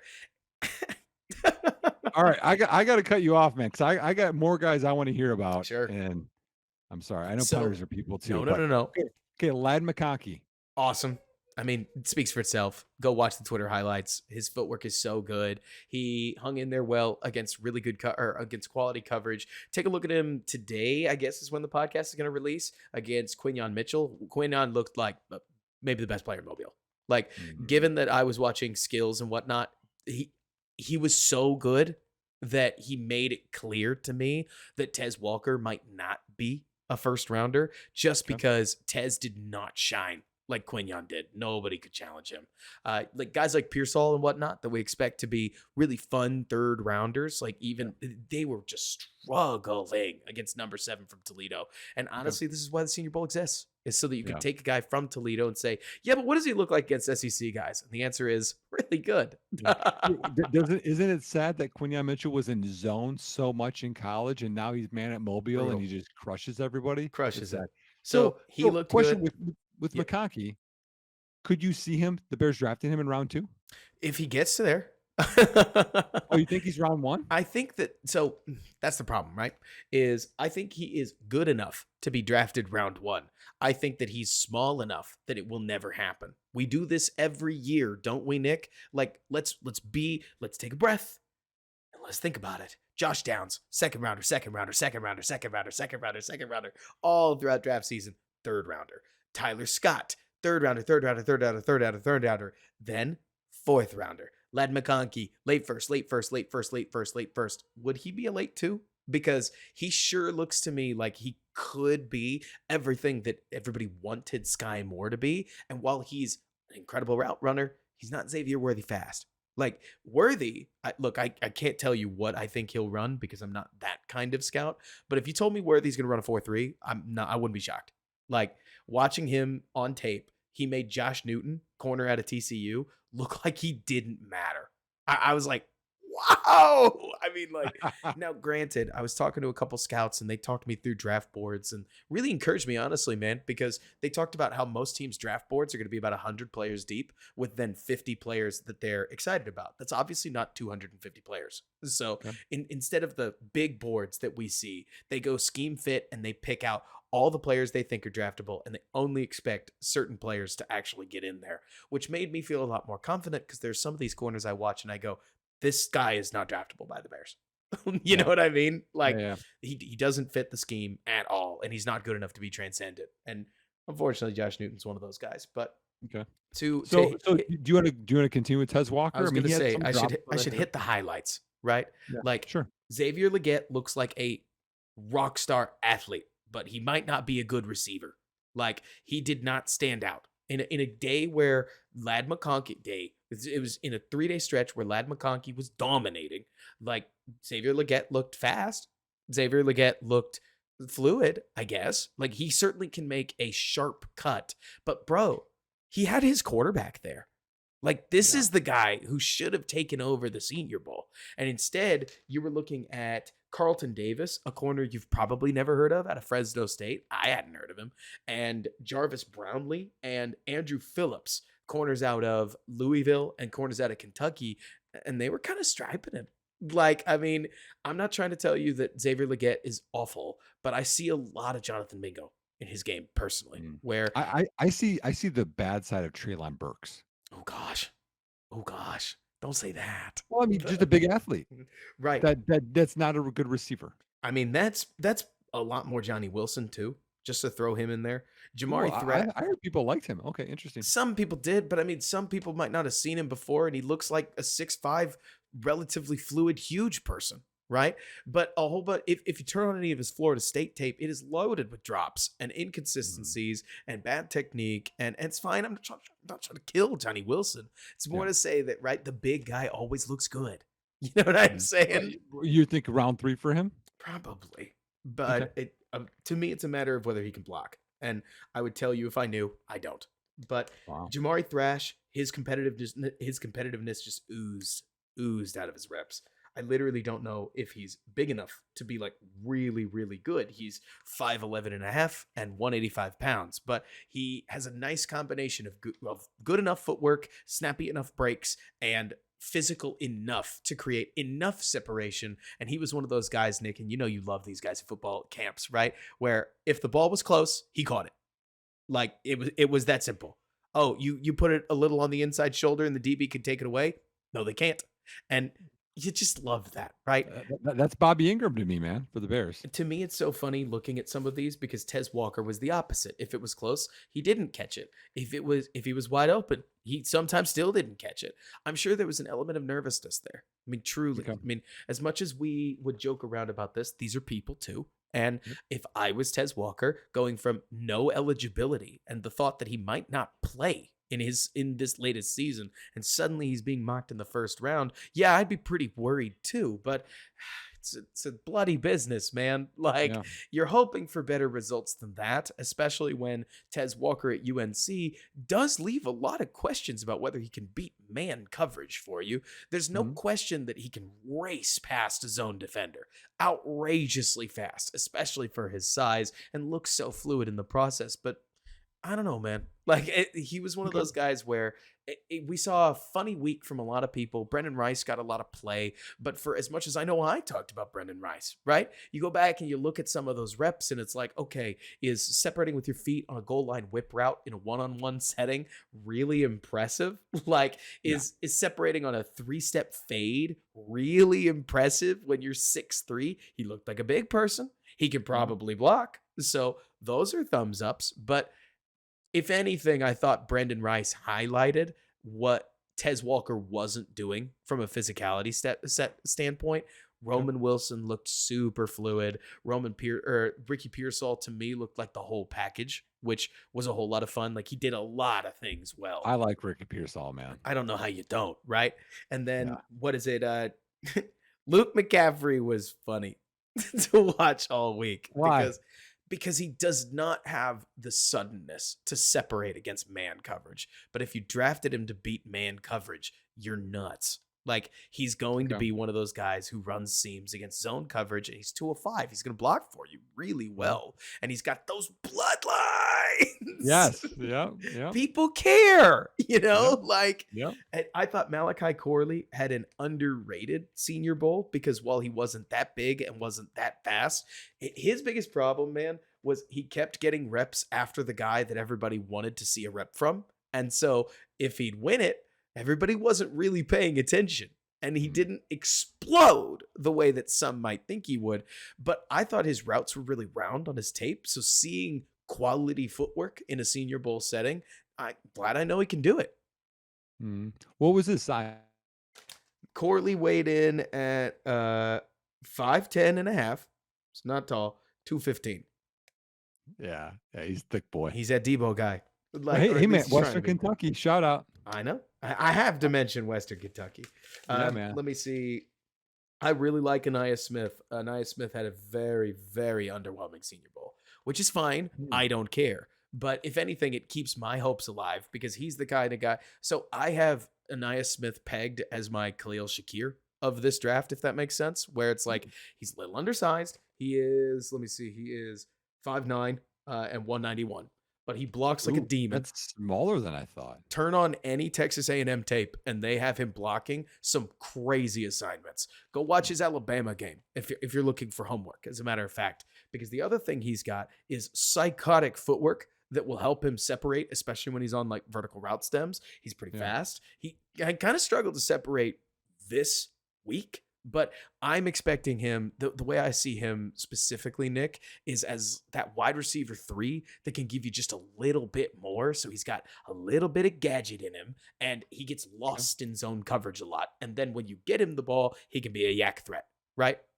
Well, I think of him too because he has some special teams, I think, flexibility. So And you got to he think could be about that. that what you're hoping Tyler Scott could be. I heard some good whispers from Malik Washington. What do you think about him? Malik Washington was a running back. No, Virginia. Was he there? Receiver? Virginia, is he, help me pick out the position. No, wide receiver. Virginia. What? Was he there? Or was I am I wrong? You might be right, but let me see. Virginia receiver? Yep. I don't think he was there. Okay. Just Maybe I'm because wrong. at least I didn't get to know him. So if he was Yeah. there, then neat. And if not, then great. You found somebody Was who's telling you things. was Jacob Cohen there? Or Jacob Cowan? Cohen was there, and I Okay. expected him to be our short king, and instead our short king was Jaquan Jackson out of Tulane. Ah. Like, Ah. he was awesome. Also, if you like receiving running backs, Dylan Laube out of New Hampshire was Yeah. uncoverable. Like, he looked like a regular Danny Woodhead, man, like a James That's White what I type. heard. I That's what I mean, heard. Yeah. one thing I will tell you right now that I hate, and I do not mind putting this on record, okay? We have got to stop doing the thing where we comp people exclusively to people of their own skin color. Like, Right. I mean, Dylan Laube could easily be I mean, he's not going to be Jameer Gibbs, right? But he could easily be much more James White or somebody else. Like, I Yeah. couldn't tell you because I haven't watched his tape specifically. James Cook. I am dying to know how he blocks. But it was so funny where it's like, Lad McConkey is not Cooper Cup. They're very, very different players. Like, both of them have good feet or good footwork, but Cup is bigger, much bigger. And Lad's smaller, but he's lighter. And I liked the Deontay Johnson comp. I thought that made a lot of sense Mhm. for somebody like Lad McConkey. But Can we go back to your short king? I didn't hear. I want to hear more about Toledo. oh, I mean, yeah. Tulane's Jaquan Jackson. He had a Yeah. great day two and looked nearly uncoverable there. Day one was fine. Day three was fine. But Okay. day two, he was getting open left and right. I really thought Jacob Cowing could be really, really pop and sizzle because we always get like a Calvin Austin, or last year it was obviously Tank Dell, Tank right? Dell. But Yeah, but I mean, in years past, it was um, Curtis Samuel, right? I mean, mm-hmm. there's always because uh, Kadarius Tony, and the problem is that the time to run the route is way longer at the Senior Bowl than it is in Exactly. the NFL when there's a pass rush and a blitz, and you got to get out Which is quick. another one of those pieces because, like, I would stand up and show you this, but it's a podcast, so that's pointless. But you'll see receivers go like chop, chop, chop, chop, chop, chop, chop, chop, shoulder fake, shoulder fake, shoulder fake, then run their fade, and it's like, yeah, do that in an NFL game, you're gonna get benched. Yes. Like, Yep. Yep. the timing of these routes is everything, and that was one thing that I thought Ladd did really well was that he separated within standard tempo, right? Okay. And I think Brandon Rice is probably your best bet to be an X receiver if the Bears want to go this route. One of the questions that I'm dying to get answered, man, is do the Bears think that DJ Moore is an X receiver or not? Because he can play both. But if they value him as a Z receiver, then they need an X receiver. If they think he can play both, then the whole playbook's open and they can go get any receiver they want, right? Right. But I'm really interested to know because he's a little smaller than most traditional X's, right? I don't know. That's just one question. I would love to see the Bears show us what they envision Yeah. this thing to look like. Or And if you're not an Odunze guy, that's one thing that could push Odunze up their draft board is just Mhm. that he has the size to play the X role, even if he's not. I don't know. I always think about Keon because Keon is well, your that's what I was more going to mention. Yeah. Keon's your more prototypical X, right? Yep. Like not that fast. Fast isn't really important. It's a matter of how Yeah. physical you are, and if you're fast on top of that, great. But He's mini Brandon Marshall. man, I mean, like, I I mean, talked to some guys though. Like Keon's falling right now. Maybe that changes at the combine. But we talked about this, and you weren't happy about it. I if told you. if you told me that Keon's there in the second round, I think you're stealing. Like I Mhm. but I also don't want to gamble that you go down to the second round or that you wait until the second round because if you draft a Roma Dunze, well, now there's just not really room to draft Keon Coleman and keep all Well, three of those mouths fed. I don't think that. See, okay, this is where I'm going to debate you. I think there is Okay, I think that's because cool. No, I'm just not even going to put up a fight. Like I think because that's because then DJ Moore's your slot, oh my gosh. Like right? And then he can live and he can go everywhere he wants. He can play that game. I really, truly, Nick, like, sure, on one hand, I just don't think the Bears are going to do that. But I think I would be so down that I don't know how to play devil's advocate here because I like the way you're thinking about it. I would rather I mean, over address the the, position. here's the problem is that like, and again, this is my background of fantasy. I think so many people think about fantasy and like you have to get 1,000 yards for each receiver. No, the Bears have to learn how to win games. And if you put up so many problems for defenses, you're going to win games. And I want so many more solutions for a rookie quarterback or for Fields. I'm open to either option, y'all. That's better for a young quarterback than, oh crap, you know, I hope one of our receivers don't get hurt. Now we only have one guy, which we saw this year, and it's like Right. if they take away DJ Moore, we're screwed. By the way, just so that I get my notes complete, right? Yeah. A lot of these corners really were awesome. Watching corners is awesome. For any of our Golden Domers out there, I thought Cam Hart was a whole lot of fun. Kalen King was a massive bummer. just saying, like Penn State corner, he reminded me a lot of Darion Kendrick, which is not a good thing. Well, Oh, it that's depends on not. how you see it. Like, well, okay, so it's so funny, right? Because Darion fell really hard after the Senior Bowl. Now he's starting for the Former Rams. wide receiver. What? former wide receiver. They shifted him. Right? Former wide receiver. They shifted him. Was a potential second rounder, at least from draft media, going into the Senior Bowl. Felt like a rock. Got drafted in the 6th and is now starting for the Rams. So Kendall Vildor can start, so that doesn't automatically mean that you're good. Yeah. But it is funny how sometimes maybe we overrate these things. But sure, it looks to me like Kalen King is more of a project than I want to think he is. Max Melton, whole lot of fun. Cam Hart, big, long, and fun. I thought Kyrie Jackson was way, way more boring than I thought he would be. And at 6'3 and a half, 203, 32-inch arms, I'm just gonna have to go back and watch more film and pretty much forget that he was at the Senior Bowl at all, because those kinds of measurables are gonna put him in literally any corner conversation. I mean, Yeah. you're that big, that fast. His injury issues are a different question. There's one more. I'm trying to speed through it because I have to talk about these tight ends. Yeah. They rock. Like you talk about Bowers. Jaheim Bell is Brock Bowers at home. It is all the value of a guy like Brock Bowers with way more problems, because he honestly has the size of an H-back. Like, we could just come right out and say it, right? Yep. But as a receiving threat that's really big, you could try to get a lot of the same value. And he's also wildly fast. That's the tight end out of Florida State. Jared Wiley, the Y tight end out of TCU, thought he played so well that he didn't need to come out for the third day. I honestly don't blame him. I thought he looked fluid as a receiver, really strong as a blocker. He's 6'6", 253, 33-inch arms. Like, he just had himself a week. And then, what is it? Ben Sinnott, Kansas State tight end. You're going to hear his name a lot the more we talk about draft stuff, because he looks like he might be the second best tight end of the class. Now, I'm not so expert on this tight end class that I know how many guys are behind Brock Bowers, but his biggest flaw, like, imagine the Moneyball meme, right? He does everything well. He blocks. You should turn on his Texas tape if you're looking for something to do, Nick. And what you'll see is, first play, he gets out into the flat, and you go, oh, this guy's kind of fast. Second play, they run crunch, and he digs out Byron Murphy by himself. Like, and the runner runs right behind him. I thought he was a little small, no? He is. You're going to be happy to hear me report that he weighed in, or he was 6'4", 254. Oh, okay, thicker than I thought. So he's right there, right?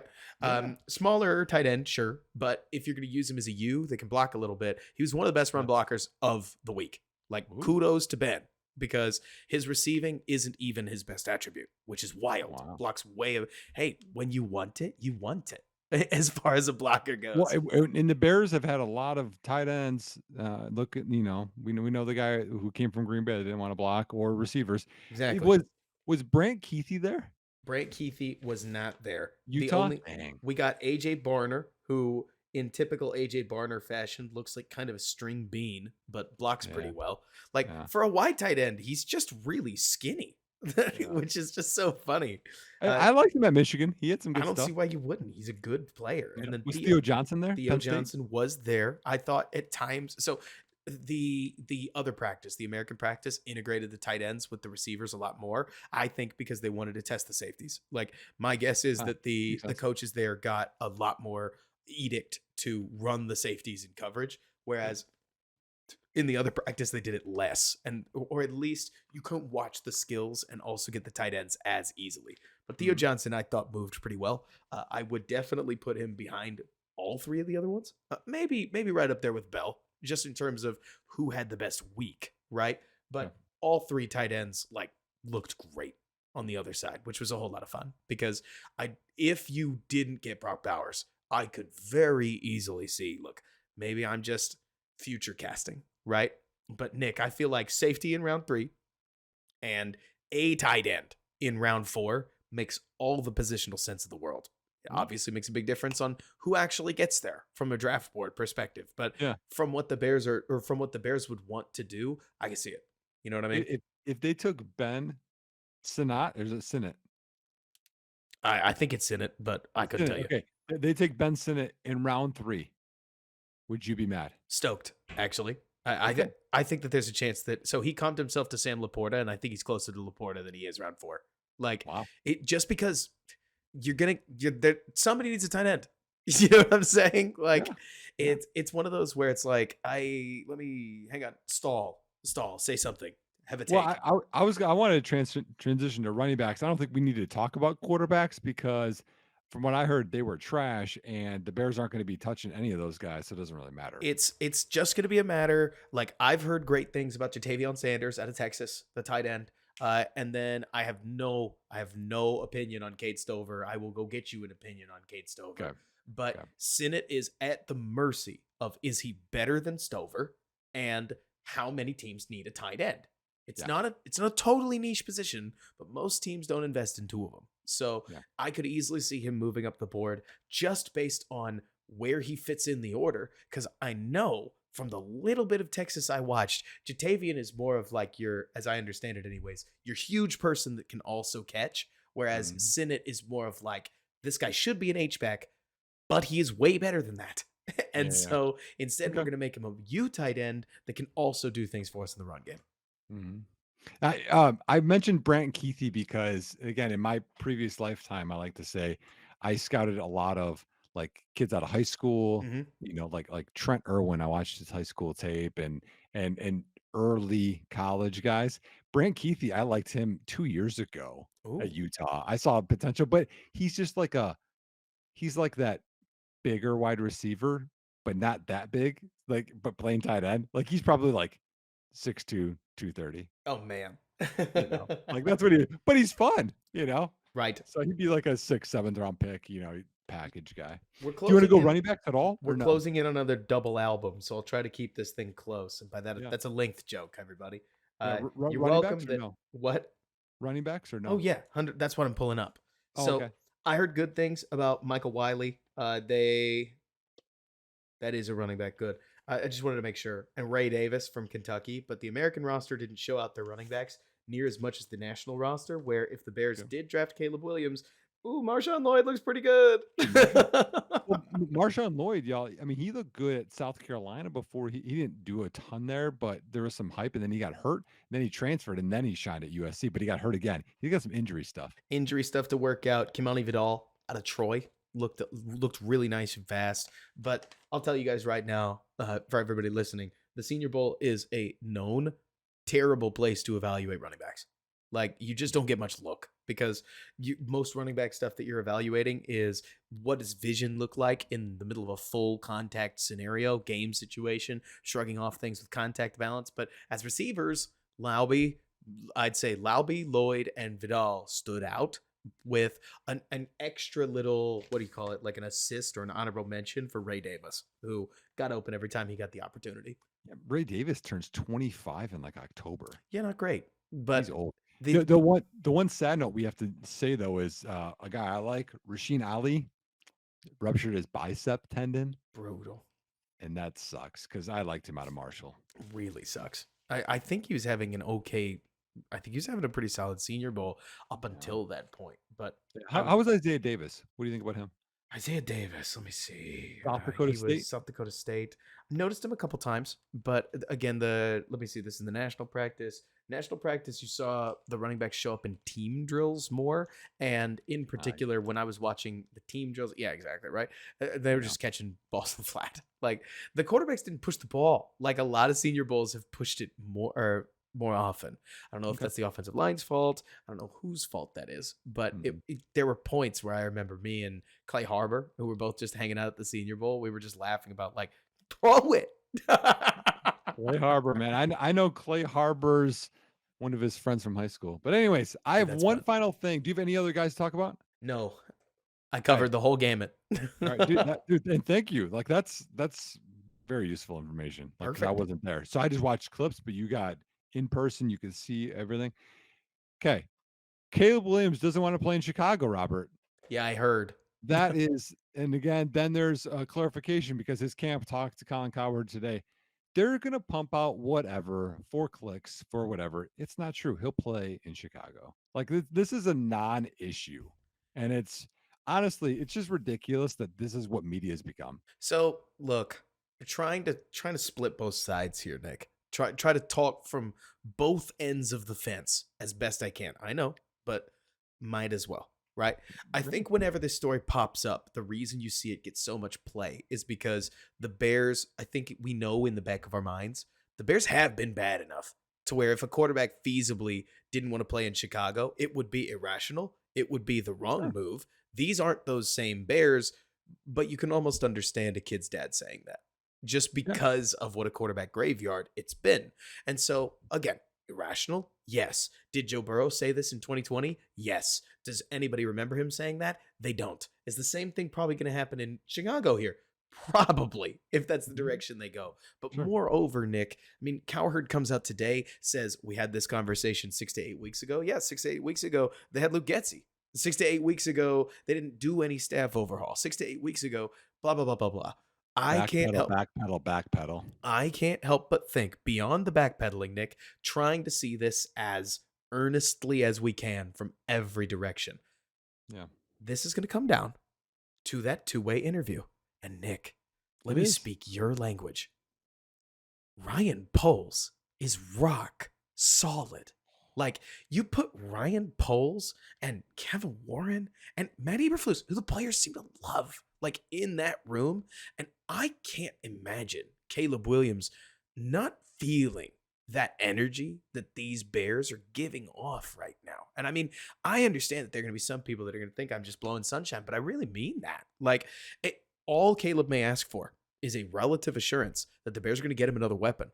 And Ryan Poles is probably going to say, if you think we think we're good at weaponry right now, you're crazy. Like, Mhm. all I think Caleb needs truly is just the assurance that the Chicago Bears have a plan to allow him to succeed. And what a coincidence. They should. That comes with territory. Right. Well, but here's the other side of that meeting, though, is Ryan Poles and company, and that's why I'm glad Cunningham is there, is what do they think about Caleb Williams and how, again, football knowledge, but also character, because character is huge in Chicago. Absolutely. Let's go over the last two drafts, y'all. George Pickens was the love darling in Cut off the Chicago board. on Twitter. Didn't want him. Jalen Carter, the best player in the draft, falls and gets passed on by so many different people. Cut off the board. Bears don't even want him. Now, I don't know Caleb Williams, but I'm just telling you Now, that Nick, character and how that is and how that's going to blend in the locker room with everyone matters a ton to Ryan Poles. full of himself and maybe about the brand a little more than he should be. Well, that's Chase Claypool, and they traded for him. So they may Mhm, not care if you think you're, or if they think he's a diva, so long as they mhm. don't think he's going to be a problem. But we Yes. don't know. We really don't know, right? Mm-mm. I will tell you that it's funny looking at quarterbacks just because you look at most of these top 8 quarterbacks. I don't know, like draw your line wherever you want to. And you've got like Purdy, maybe Justin Herbert, and a bunch of arrogant guys that all think that the NFL should kowtow to whatever they think. My favorite example is Mahomes losing to, I can't remember which team he lost to when he did this, but he loses on that play where Travis Kelsey basically laterals the ball to Kadarius Toney, and his initial response was, "Bro, just don't call the penalty there." Like, that was so cool. Just pick the flag back up. Right. Like, almost literally, Patrick Mahomes, one of my favorite players, says, yeah, but don't apply the rules to me. Like, Yeah. let me win. And super dislikable.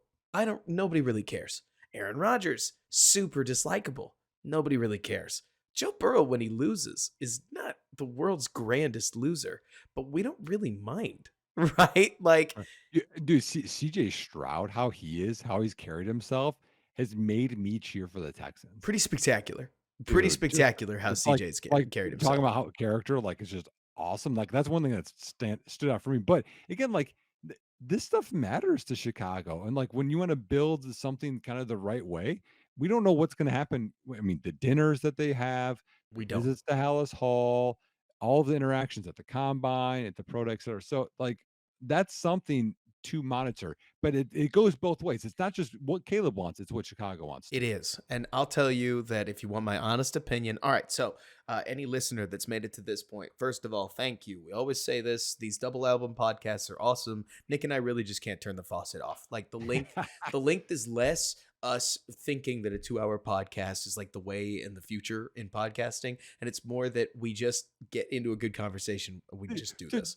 today we were like, okay, Short show. let's I'm exhausted. let's get this. Yeah, we'll say 50, maybe an hour 20. And here Right? we are. Hey, And so we love talking ball, man. absolutely. And I'll tell you, Nick, so I'm trying to give a disclaimer that for everybody who's listening, especially if you don't like Caleb Williams, like just I am about to give the argument that I imagine whether it's Caleb's people close to Caleb or whether it's Ryan Poles himself is probably going to make on behalf of the city of Chicago. Okay. Nick, do you know who owns the Bears rookie passing touchdown record? Oh man, Bears rookie Let me give passing you like 10 touchdown. seconds. I'm gonna go Cade McNown. Good guess. It is a 1942 quarterback named Chuck and Charlie O'Rourke who threw 88 passes. He threw 11 touchdowns in those 88 passes, and he threw Wow. 16 interceptions. Mitch Trubisky, 7 touchdowns. Justin Fields, I believe, 7 touchdowns, both in 12 games. Hold on, So, hold on. This isn't even your point. I'm floored right now. Charlie had 88 passes, yes, 11 touchdowns, and 16 picks. yes. It was either a touchdown or a pick half the time. Sid Luckman's touchdown percentage was like 17%. It was apparently just normal back then. Oh Like, my god, man, I want to go back and watch 40s football. I know, What are they right? doing? Now I want to know. How do but they package plays? I'm going to do this. but it's more to say that the Bears have. So do you want to guess the Bears rookie passing yardage record? I got to think of a rookie that started a lot of games. Hmm. Um, Kyle Orton. Good guess. It's Mitch with Ooh. 2250. So if Caleb has a season where he plays 17 games and he's any good at all, he's going to shatter Bears rookie records. If he has a good season, like if he approaches, sniffs the CJ Stroud season, he could very quickly break Eric Kramer's record. And if he does any of those things, you're talking almost every single year there's going to be a tweet where Caleb Williams broke another passing record in Chicago. And I'm telling you, as ridiculous as I know it sounds, this Chicago, I'm from Dallas. So I'm about to talk about a city that I have no actual like allegiance to outside of the Bears. Man, Dallas can't make you a god like Chicago can. Oh Like man. you look at Jordan is immortal. You look at the 85 Bears, they get more TV play than the Super Bowl dynasty Cowboys. Like people go, yeah, the Cowboys, whatever. Tell me about those Bears again. Like it's Well, speaking of Robert, I for the fourth time, maybe fifth time, I literally last night just finished The Last Dance, which was I still think it's awesome cinema, and and remind and me, I I was get Jordan chills. remind me, was Jordan considered a good dude? No. Remind me, did Jordan challenge his teammates and, to use a Brendan Rice quote, ask the most out of them? Yep. Man, I'm not trying to make the direct comparison, but when did we start thinking the good guy thing worked in Chicago? This is a Mhm. city that wants somebody that is going to get the best out of it. I don't know. I don't know. I mean, I but you could even go earlier or recent more time. I mean, D Rose, when D Rose, I mean, before the knee, dude, the city was on fire. You got D on Rose, the fire. Cubs, they got a World Series. It was awesome. I'm not a Sox guy, so sorry, y'all. But like the city gets all. It's a huge, huge Huge. metropolitan area. And I'm telling you, when I look at Washington, look, I don't know if this is what Caleb's thinking about, but it's what I would be thinking about, right? When I look at Washington, Joe Theismann is a bar to clear.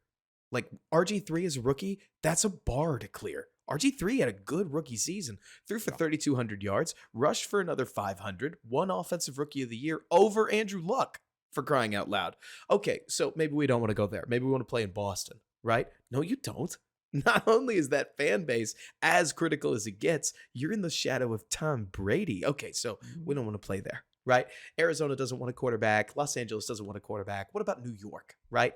Again, is Eli Manning the grandest bar to clear on earth? Maybe no, but that's not a small feat. No. Being better than Eli Manning is a mountain to climb. And in Chicago, you might be the most successful Bears quarterback ever by the end of your rookie deal if things go well.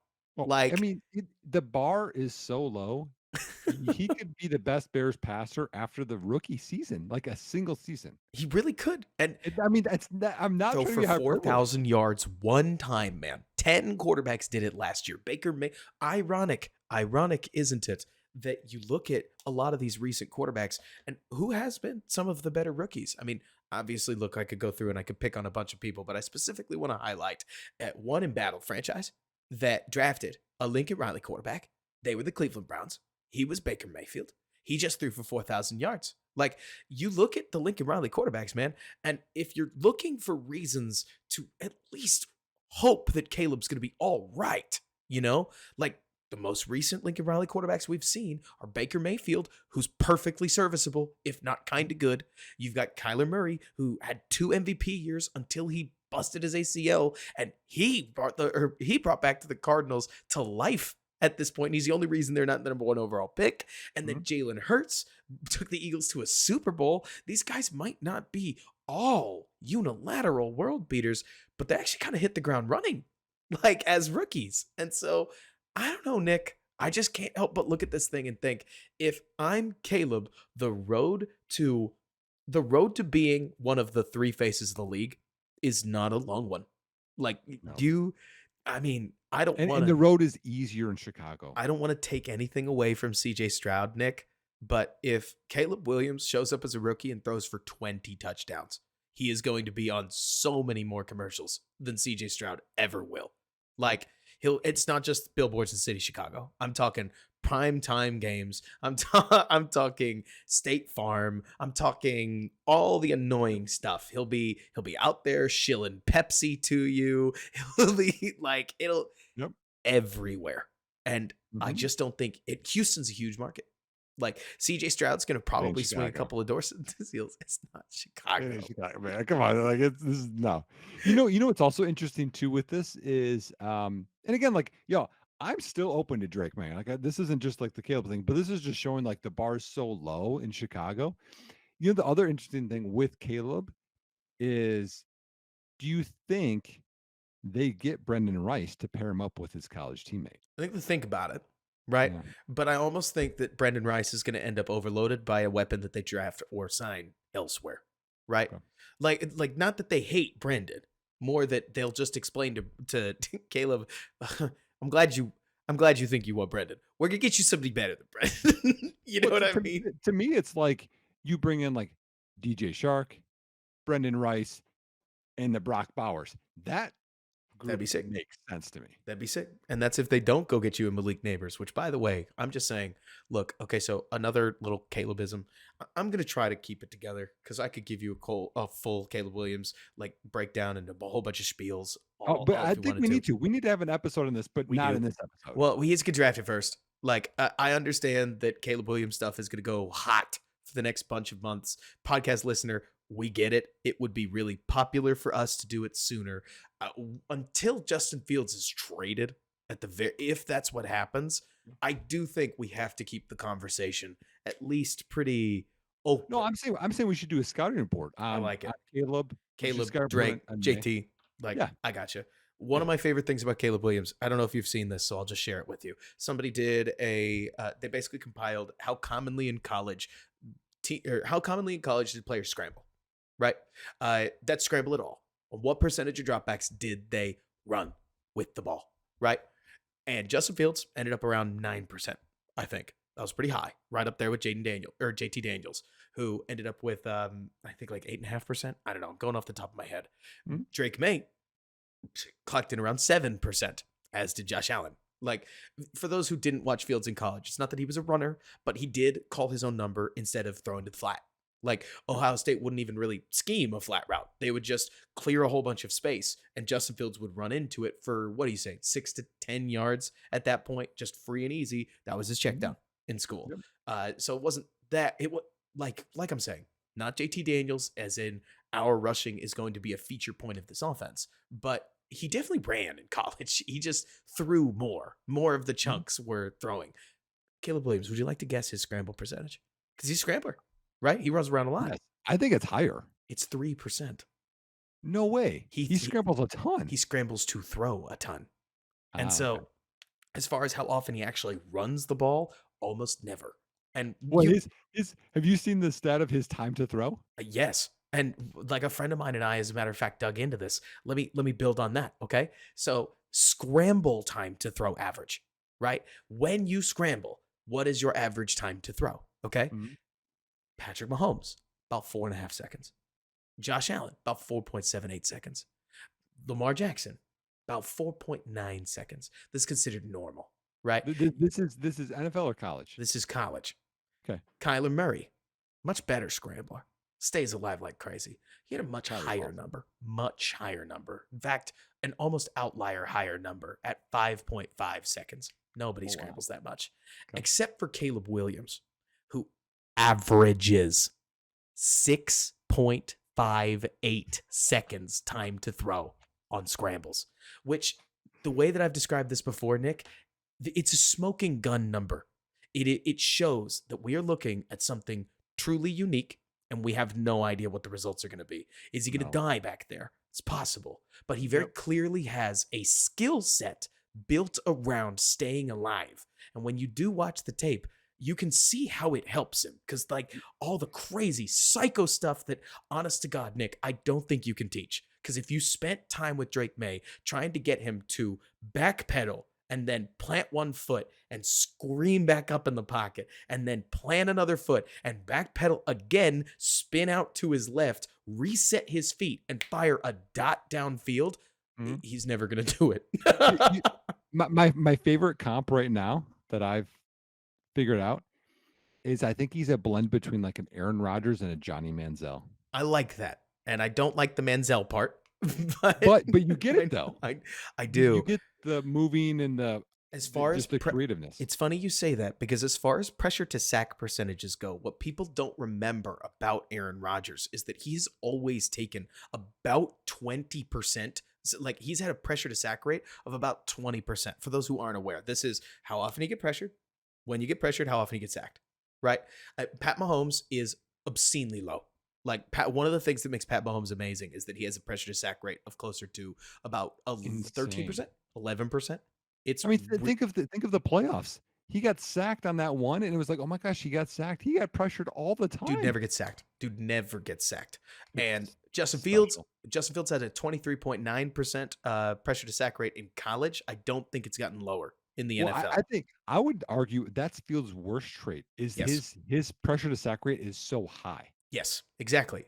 High rate, not a good thing. Just in And case we're all on the same page. because I looked on PFF, they have a stat that is the percentage of pressures that are a quarterback's fault. Hmm. He's lower than Mahomes, than Jalen Hurts, than you think of athletic quarterbacks that cause they're going to be a little higher because they're going to hold on the ball and buy Right. time. His percentage of pressures that are his fault are lower than all those guys, Right. but his pressure to sack is way higher. Way higher. And what's funny is when people think about Aaron Rodgers, they think about a guy who gets the ball out. They think about a guy who reads the whole field and then distributes to wherever he needs to. And he does, right?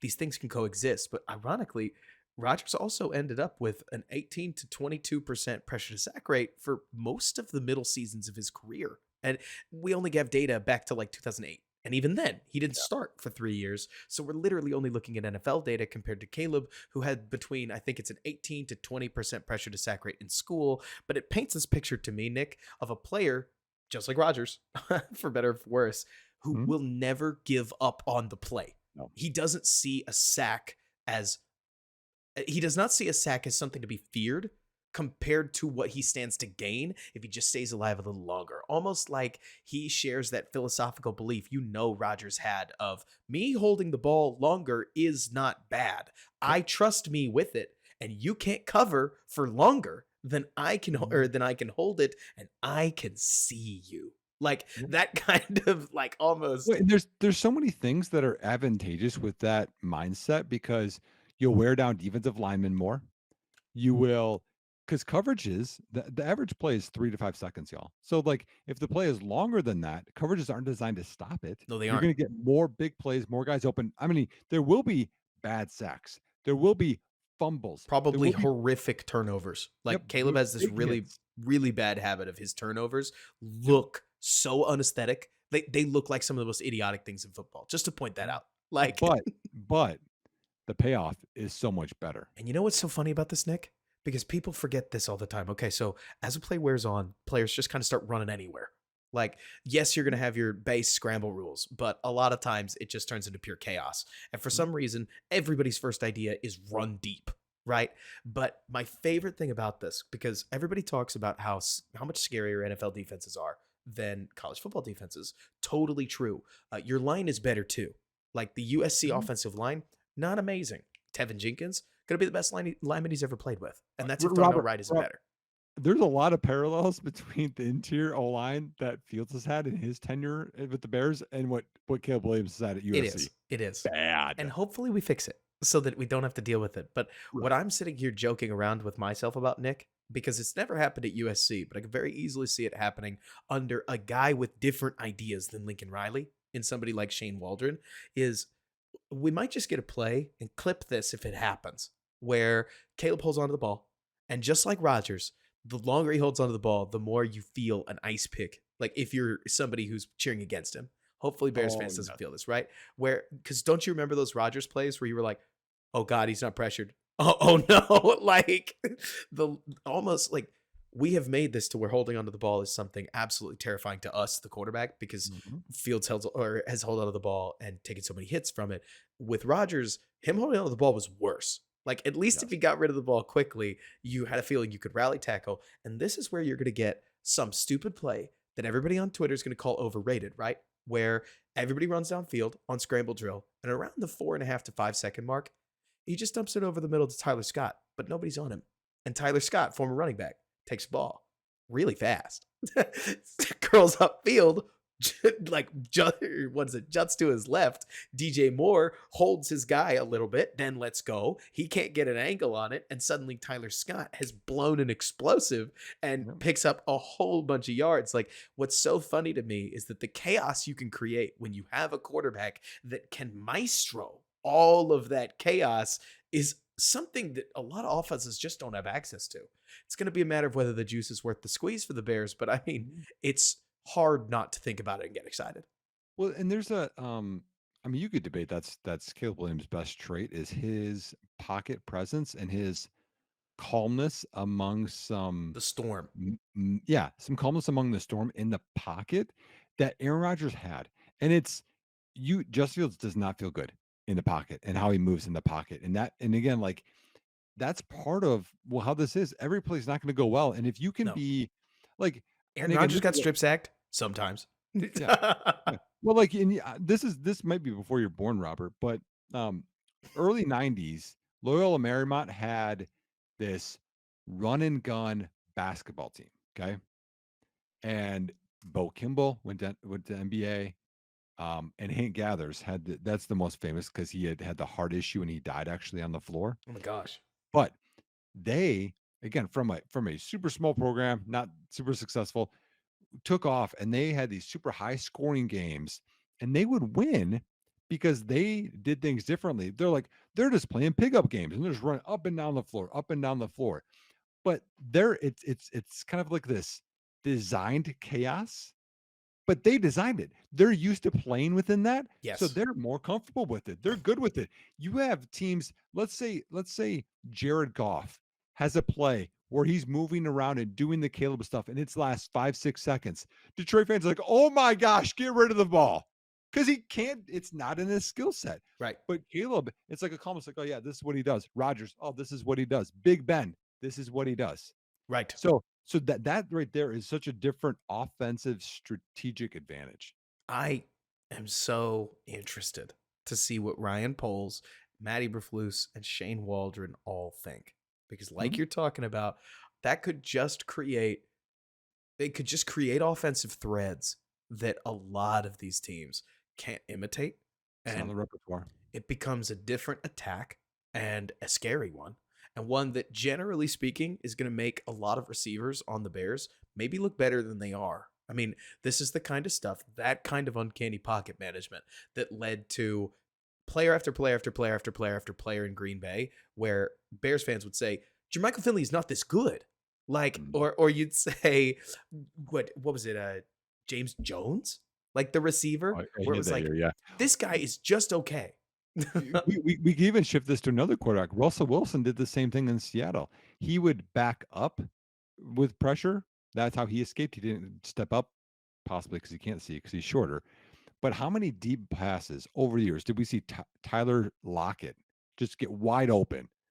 Because buys time, Tyler Lockett. Well, you know what's interesting? Jermaine Kearse, right? Oh, Jermaine Kearse and Doug Baldwin caught a million of them. Doug Baldwin, yeah. Yeah, they gave Tyler Lockett like 20-yard option routes because they knew the design. They're like, you go to the middle of the field and whichever you see green grass, you break and go. And Russ is back there making it work, and then boom. Like you can do that when you have that skill set. It's different. And can Justin Fields do it? Theoretically. Theoretically he can. Hmm? But within the last 3 years, if he could have done it, I think we would have seen it already. Is that Hmm? fair? Yeah, I mean, to me, like I don't think that they have developed Justin Fields fairly. And again, we got to cut this off at some We point. do. But I do think that what Caleb Williams is going to step into, or Drake May, is going to be head and shoulders better than what Justin Fields has stepped into. I think so. I can't wait because it's probably going to be one of the better Bears teams that I've ever seen in my life. Dude, I this mean, is going to, no matter what they decide, it's, dude, it's going to be fun. it's going to be fun. Nick, Yeah. you got any final comments? No, man, I got nothing. We had a lot in, but man, this is gonna be a fun offseason to talk Bears football. Absolutely. Bears fans, if you're looking for more, come to follow either of us on Twitter. That's _Nick Whalen. I'm at Robert K. Schmitz. It's draft season, so it's time to start digging into draft prospects, free agent moves, and staying out of the tabloid-esque narratives as much as possible. Because Bears fans, I will warn you, and hey, if you saw it on Twitter, I got caught up in this because I am sensitive too. But this is around the time when media is going to try to pull Chicago's leg, because when Chicago's leg gets pulled, they react, right? But aside from all this, great time to be a Bears fan. Thank you so much for paying attention. We are still trying to get our reviews up. If you made it to the end of the podcast, we so appreciate you. Hit us with a 5-star review on either Apple Podcasts or Spotify. Last time we did this call, and I'll probably do another one next week, we got 30 reviews. We went up from like 33 to 60, and let's see if we can't get to 70. So if you want to be one of the next 10, thank you. And from there, obviously, that helps us swing sponsorships, try to help us get a little bit of extra cheddar on the side so that we, frankly, can make you more content, because it's all a matter of justifying it to our significant others.